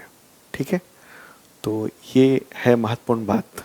ठीक है, इसके अलावा कुछ घोषणाएं भी की गई हैं कि पुनान सांगछू 1 जो है ना, उसके लिए मुख्य बांध संरचना का काम फिर से शुरू करने पर सहमति बनी है। वाराणसी में एक भूटानी मंदिर, मठ और अतिथि गृह के निर्माण की बात हुई है। ये लेफू, उसके पार वहाँ पर एक इमिग्रेशन चेक पोस्ट स्थापित किया जाएगा, ये सब तय हो गया है। ठीक है, इसके अलावा भी है, भूटान को 4,000 करोड़ रुपए की ऋण सहायता दी जाएगी। रिन्यूएबल एनर्जी के क्षेत्र में एमओयू साइन किया गया है, स्वास्थ्य चिकित्सा के क्षेत्र में एमओयू साइन किया गया है, और भी कई सारे सचिवालय वगैरह निर्माण, इन सब के लिए भी एमओयू साइन किया गया है। अगला क्वेश्चन लेते हैं, किस देश ने अपने वीज़ा नियमों में बदलाव किया जिसमें स्वास्थ्य समस्याओं वाले अप्रवासियों को वीज़ा देने से इनकार का प्रावधान है? आंसर होगा अमेरिका। तो हार्ट डिजीज, डायबिटीज, कैंसर, सांस की दिक्कत, न्यूरोलॉजिकल डिजीज, मानसिक स्वास्थ्य और विकलांगता, इसके अलावा मोटापा, अगर ये सब है तो फिर वहाँ क्या वीज़ा नहीं मिल सकता है। अमेरिका का जो विदेश विभाग है उसने 7 नवंबर को ये निर्देश अपने तमाम दूतावासों को दिए हैं और साफ तौर पे कहा है कि अगर ऐसी समस्या है तो उनको वीज़ा नहीं दिया जाए। मुश्किल हो सकता है, मतलब निषेध नहीं किया गया पूरी तरह से, लेकिन इनकार का प्रावधान भी रखा गया है कि इन वजहों से इनकार किया जा सकता है। और वो ये देखेगा कि कहीं वो आके बस तो नहीं जाएगा और उसका खर्चा वहाँ की सरकार को तो नहीं उठाना पड़ेगा उसके इलाज का, इसलिए ये काम किया है। ट्रंप बहुत ही इस मामले में सख्त हैं कि कोई प्रवासी उनके यहाँ रहे और उस पर सरकार का खर्चा हो। न्यूयॉर्क में भारतीय मूल के पहले मेयर कौन बने हैं? आंसर होगा जोहरान ममदानी। भारतीय मूल का मतलब क्या होता है? भारतीय मूल का मतलब कि उनके जो पूर्वज हैं वो भारत से जुड़े हुए थे, ठीक है? भारत से गए थे। तो इनकी जो माँ है ना, मीरा नायर हैं। तो वो बड़ी फ़िल्म मेकर हैं, भारत में रही हैं। सलाम बॉम्बे जैसी पिक्चर बनाई हुई है उन्होंने। तो उन्हीं के बेटे हैं जोहरान ममदानी, ठीक है? और इनके पिता यानी ममदानी जो है ना, वो भी भारतीय मूल से थे। बाद में फिर दूसरे देश में गए थे, फिर वहाँ से अमेरिका में गए। तो ये ममदानी, जोहरान ममदानी, वो 34 ईयर के हैं मात्र, और डेमोक्रेटिक पार्टी के उम्मीदवार थे, और न्यूयॉर्क का मेयर का चुनाव उन्होंने जीत लिया है। इतिहास रच दिया उन्होंने वहाँ पर। वैसे अमेरिका में जो अभी चुनाव हुए हैं हाल-फिलहाल, उसमें बहुत सारे भारतीय मूल के लोग भी जीते हैं, लेकिन इनका नाम काफ़ी चर्चा में था, इसलिए प्रश्न तो बनता है। क्वेश्चन होगा आगे, किस देश में दुनिया का सबसे बड़ा म्यूज़ियम आम जनता के लिए खोल दिया गया, जिसमें तूतनखामेन की 3000 वर्ष पुरानी कब्र और 7000 वर्ष पुरानी 50,000 से ज़्यादा कलाकृतियाँ हैं? आंसर होगा मिस्र। और इस म्यूज़ियम का नाम क्या है? Grand Egyptian museum. क्या नाम है? Grand Egyptian museum. ये गीज़ा का जो पिरामिड है ना, कई सारे पिरामिड हैं, उन्हीं के पास में स्थित है, और इसका उद्घाटन वहाँ के राष्ट्रपति अब्देल फतह अल सीसी उन्होंने किया है। आगे बढ़ते हैं, अगला क्वेश्चन। रॉब जेटन किस देश के पहले ओपनली गे यानी खुले तौर पर खुद को समलैंगिक बताने वाले प्राइम मिनिस्टर बने हैं? आंसर होगा नीदरलैंड। 38 ईयर के हैं, और उन्होंने ये चुनाव जो है ना वो जीत लिया है। नीदरलैंड की राजधानी क्या है? एम्स्टर्डम। अब आगे बढ़ते हैं और जीआई टैग से रिलेटेड क्वेश्चन लेते हैं। किस राज्य के पारंपरिक ब्लेड दाव को नवंबर 2025 में जीआई टैग मिला है? आंसर होगा अरुणाचल प्रदेश। दाव जो है ना कई आदिवासी समुदायों के द्वारा बनाए जाने वाला एक पारंपरिक दस्तकारी ब्लेड है, और वो रखते हैं, तो इसको जीआई टैग मिला है। उत्तर प्रदेश के किस जिले की पारंपरिक जरी पोशाक को जीआई टैग मिला है? आंसर होगा मथुरा। मथुरा की जरी पोशाक है, भगवान श्री कृष्ण से जुड़ी हुई है, तो ये मिला है। जीआई टैग क्या होता है? जियोग्राफिकल इंडिकेटर, यानी भौगोलिक संकेत। तो ये प्रतीक है कि ये जो उत्पाद है, ये जो प्रोडक्ट है, वो एक खास जगह की है। अगला क्वेश्चन, उत्तर प्रदेश की किस जिले के वाद्य यंत्र बिगुल को जीआई टैग मिला है? आंसर होगा मेरठ। हम लोग कहते हैं ना, बिगुल फूंक दिया गया है, मतलब शुरुआत हो चुकी है, तो यही बिगुल है।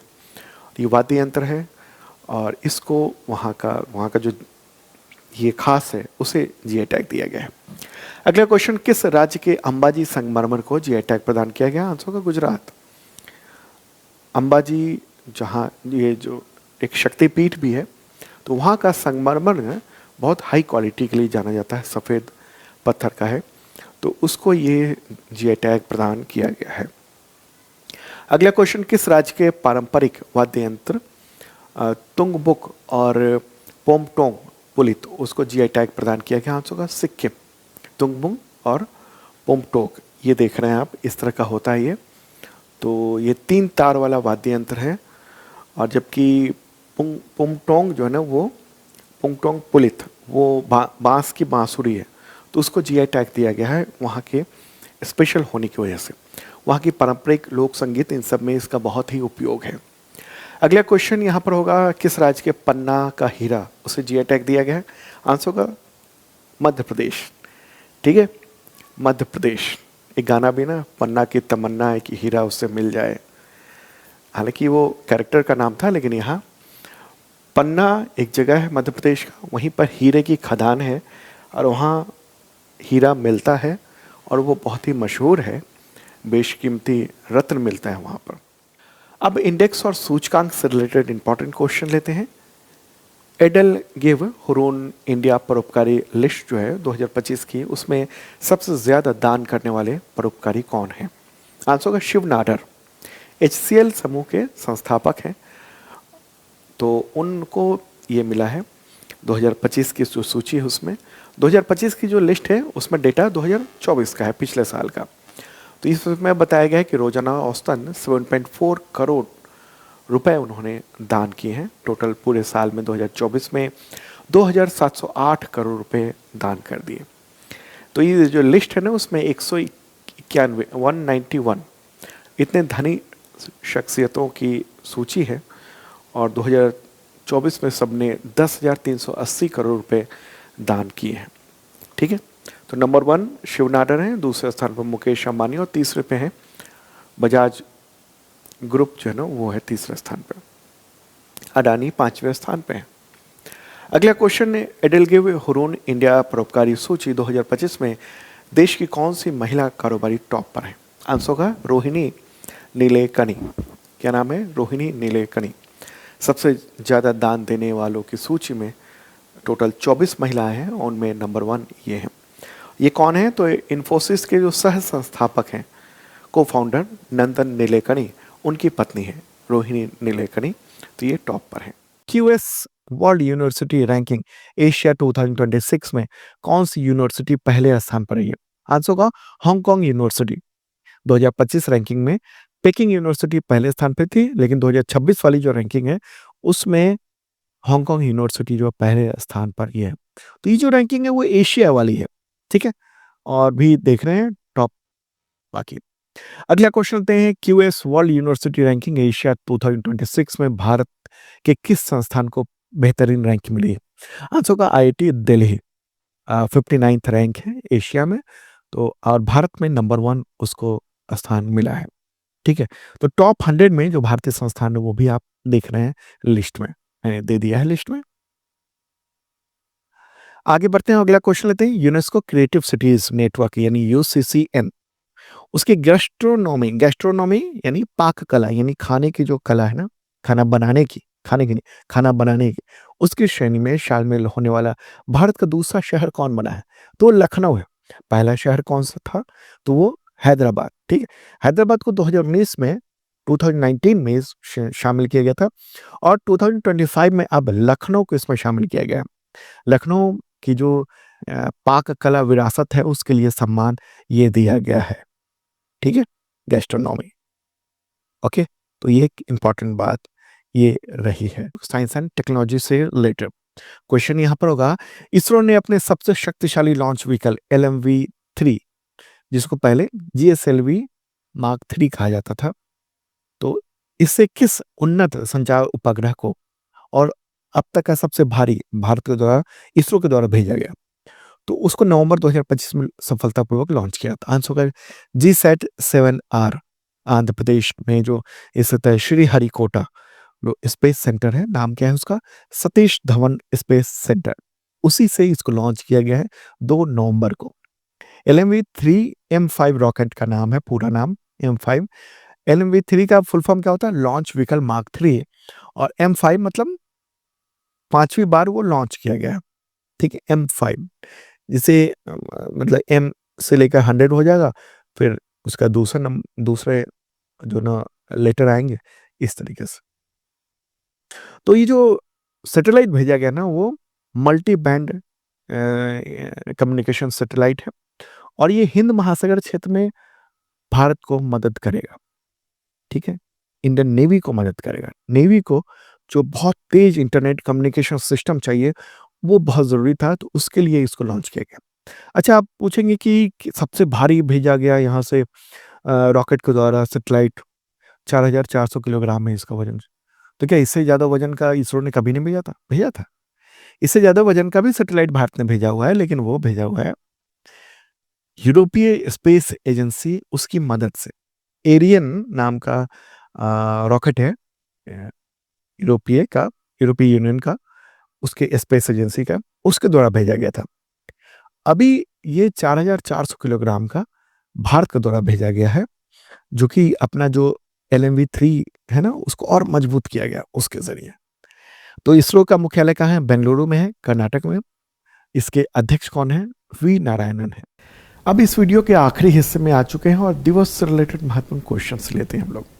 प्रश्नों का लाल ग्रह दिवस कब मनाया जाता है? 28 नवंबर को मनाया जाता है, यानी रेड प्लैनेट किसको कहते हैं? मंगल को कहते हैं। अगला क्वेश्चन, अंतर्राष्ट्रीय मानव एकजुटता दिवस कब मनाया जाता है? तो 29 नवंबर को मनाया जाता है। संयुक्त राष्ट्र महासभा ने यह दिवस घोषित किया हुआ है। राष्ट्रीय अंगदान दिवस कब मनाया जाता है? तो 27 नवंबर को मनाया जाता है। भारतीय संविधान दिवस 26 नवंबर को मनाया जाता है। क्यों? क्योंकि 26 नवंबर 1949 को 1949 को संविधान सभा ने भारतीय संविधान को स्वीकार किया था और लागू कब हुआ था? 26 जनवरी 1950 को। अगला क्वेश्चन, महिलाओं के विरुद्ध हिंसा उन्मूलन का अंतर्राष्ट्रीय दिवस कब मनाया जाता है? तो यह है 25 नवंबर को। थीम है सभी महिलाओं और लड़कियों के खिलाफ डिजिटल हिंसा को खत्म करने के लिए एकजुट हों। अगला क्वेश्चन, विश्व टेलीविजन दिवस कब मनाया जाता है? तो मनाया जाता है 21 नवंबर को। सड़क यातायात पीड़ितों के लिए विश्व स्मरण दिवस कब मनाया जाता है? तो नवंबर के तीसरे रविवार को, और 2025 में ये 16 नवंबर को। और थीम है याद रखें, सपोर्ट करें, काम करें, रिमेंबर सपोर्ट एक्ट, ये है इस बार की थीम। वर्ल्ड हेरिटेज वीक यानी विश्व विरासत सप्ताह कब मनाया जाता है? तो 19 से 25 नवंबर के बीच में मनाया जाता है। अगला क्वेश्चन, विश्व मत्स्य दिवस कब मनाया जाता है? तो 21 नवंबर को मनाया जाता है। अगला क्वेश्चन, विश्व सीओपीडी डे कब मनाया जाता है? सीओपीडी मतलब क्रॉनिक ऑब्स्ट्रक्टिव पल्मोनरी डिजीज, सांस लेने में दिक्कत होने लगती है ना, उससे संबंधित है। आंसर क्या होगा इसका? नवंबर के तीसरे बुधवार को, और इस बार 2025 में ये 19 नवंबर को हुआ है। ठीक है। अगला है विश्व शौचालय दिवस कब मनाया जाता है? तो 19 नवंबर को मनाया जाता है हर साल। विश्व बाल दिवस कब मनाया जाता है? तो 20 नवंबर को मनाया जाता है। यहाँ पर बात हो रही है विश्व बाल दिवस की। ठीक है। राष्ट्रीय प्राकृतिक चिकित्सा दिवस कब मनाया जाता है? तो 18 नवंबर को मनाया जाता है। बाल यौन शोषण, दुर्व्यवहार और हिंसा की रोकथाम और उपचार के लिए विश्व दिवस 18 नवंबर को मनाया जाता है। राष्ट्रीय प्रेस दिवस कब मनाया जाता है? तो वो है 16 नवंबर को। राष्ट्रीय मिर्गी दिवस कब मनाया जाता है? तो वो है 17 नवंबर को। प्रश्न होगा विश्व निमोनिया दिवस कब मनाया जाता है? 12 नवंबर को मनाया जाता है। और जो निमोनिया है, फेफड़े में जो समस्या हो जाती है उसको लेकर। ठीक है। अगला क्वेश्चन, विश्व diabetes day, world diabetes day तो 14 नवंबर को मनाया जाता है और थीम है जीवन के विभिन्न चरणों में मधुमेह। ठीक है। मतलब अब डायबिटीज़ कोई केवल बुजुर्गों की बीमारी नहीं रह गई है, युवाओं की बीमारी है और बहुत सारे बच्चों में भी ये समस्या आ रही है डायबिटीज़। अगला क्वेश्चन होगा जनजातीय गौरव दिवस कब मनाया जाता है? तो वो 15 नवंबर को मनाया जाता है। बिरसा मुंडा, उनकी जयंती को जनजातीय गौरव दिवस के रूप में आयोजित किया जाता है। 2021 से लगातार आयोजित किया जा रहा है। अगला क्वेश्चन, लोक सेवा प्रसारण दिवस कब मनाया जाता है? तो 12 नवंबर को मनाया जाता है। 12 नवंबर को। दरअसल 1947 में ऑल इंडिया रेडियो दिल्ली में वहाँ पर राष्ट्रपिता महात्मा गांधी उन्होंने पहली और एकमात्र यात्रा की थी, तो उसी के याद में ये दिवस मनाया जाता है। अगला क्वेश्चन, शिशु संरक्षण दिवस कब मनाया जाता है? तो 7 नवंबर को मनाया जाता है, शिशुओं की उनकी सेहत को ध्यान रखने के लिए। अगला क्वेश्चन, शांति और विकास के लिए विश्व विज्ञान दिवस कब मनाया जाता है? तो 10 नवंबर को मनाया जाता है। यूनेस्को ने इसको 2001 में घोषित किया था। राष्ट्रीय शिक्षा दिवस कब मनाया जाता है? तो 11 नवंबर को मनाया जाता है राष्ट्रीय शिक्षा दिवस। ओके। अगला क्वेश्चन लेते हैं, राष्ट्रीय कानूनी सेवा दिवस कब मनाया जाता है? तो 9 नवंबर को मनाया जाता है। प्रश्न होगा राष्ट्रीय कैंसर जागरूकता दिवस कब मनाया जाता है? 7 नवंबर को मनाया जाता है भारत सरकार के द्वारा। अगले क्वेश्चन, विश्व रेडियोग्राफी दिवस कब मनाया जाता है? तो 8 नवंबर को मनाया जाता है। क्यों? क्योंकि रेडियो यानी एक्सरे कहिए, रेडियोलॉजी का एक हिस्सा कहिए एक्सरे, तो उसकी खोज के लिए मनाया जाता है। प्रोफेसर विल्हेम कॉनराड रोन्टजेन, तो उन्होंने एक्सरे की खोज की थी। कब की थी? 1895 में की थी और उसके लिए उनको 1901 में नोबेल प्राइज भी मिला था फिजिक्स का। तो उसी को सम्मान देने के लिए ये दिवस मनाया जाता है। एक्सरे की खोज ने कितनी दुनिया बदल दी चिकित्सा जगत में, इसके अलावा बहुत सारे क्षेत्रों में एक्सरे ने मतलब बदल दी है, दुनिया ही बदल दी। अगला क्वेश्चन लेते हैं, विश्व सुनामी जागरूकता दिवस कब मनाया जाता है? आंसर क्या होगा? 5 नवंबर को। इस बार की थीम क्या है? सुनामी के लिए तैयार रहें, सुनामी की तैयारी में निवेश करें। अगला क्वेश्चन, युद्ध और सशस्त्र संघर्ष में पर्यावरण के शोषण को रोकने के लिए अंतर्राष्ट्रीय दिवस कब मनाया जाता है? 6 नवंबर को मनाया जाता है, संयुक्त राष्ट्र के द्वारा ही घोषित है। अगला क्वेश्चन, 1 नवंबर को भारत के किन राज्यों का स्थापना दिवस मनाया जाता है? तो वो उपरोक्त सभी यानी कर्नाटक, छत्तीसगढ़, मध्य प्रदेश, केरल और हरियाणा, इन सब का मनाया जाता है।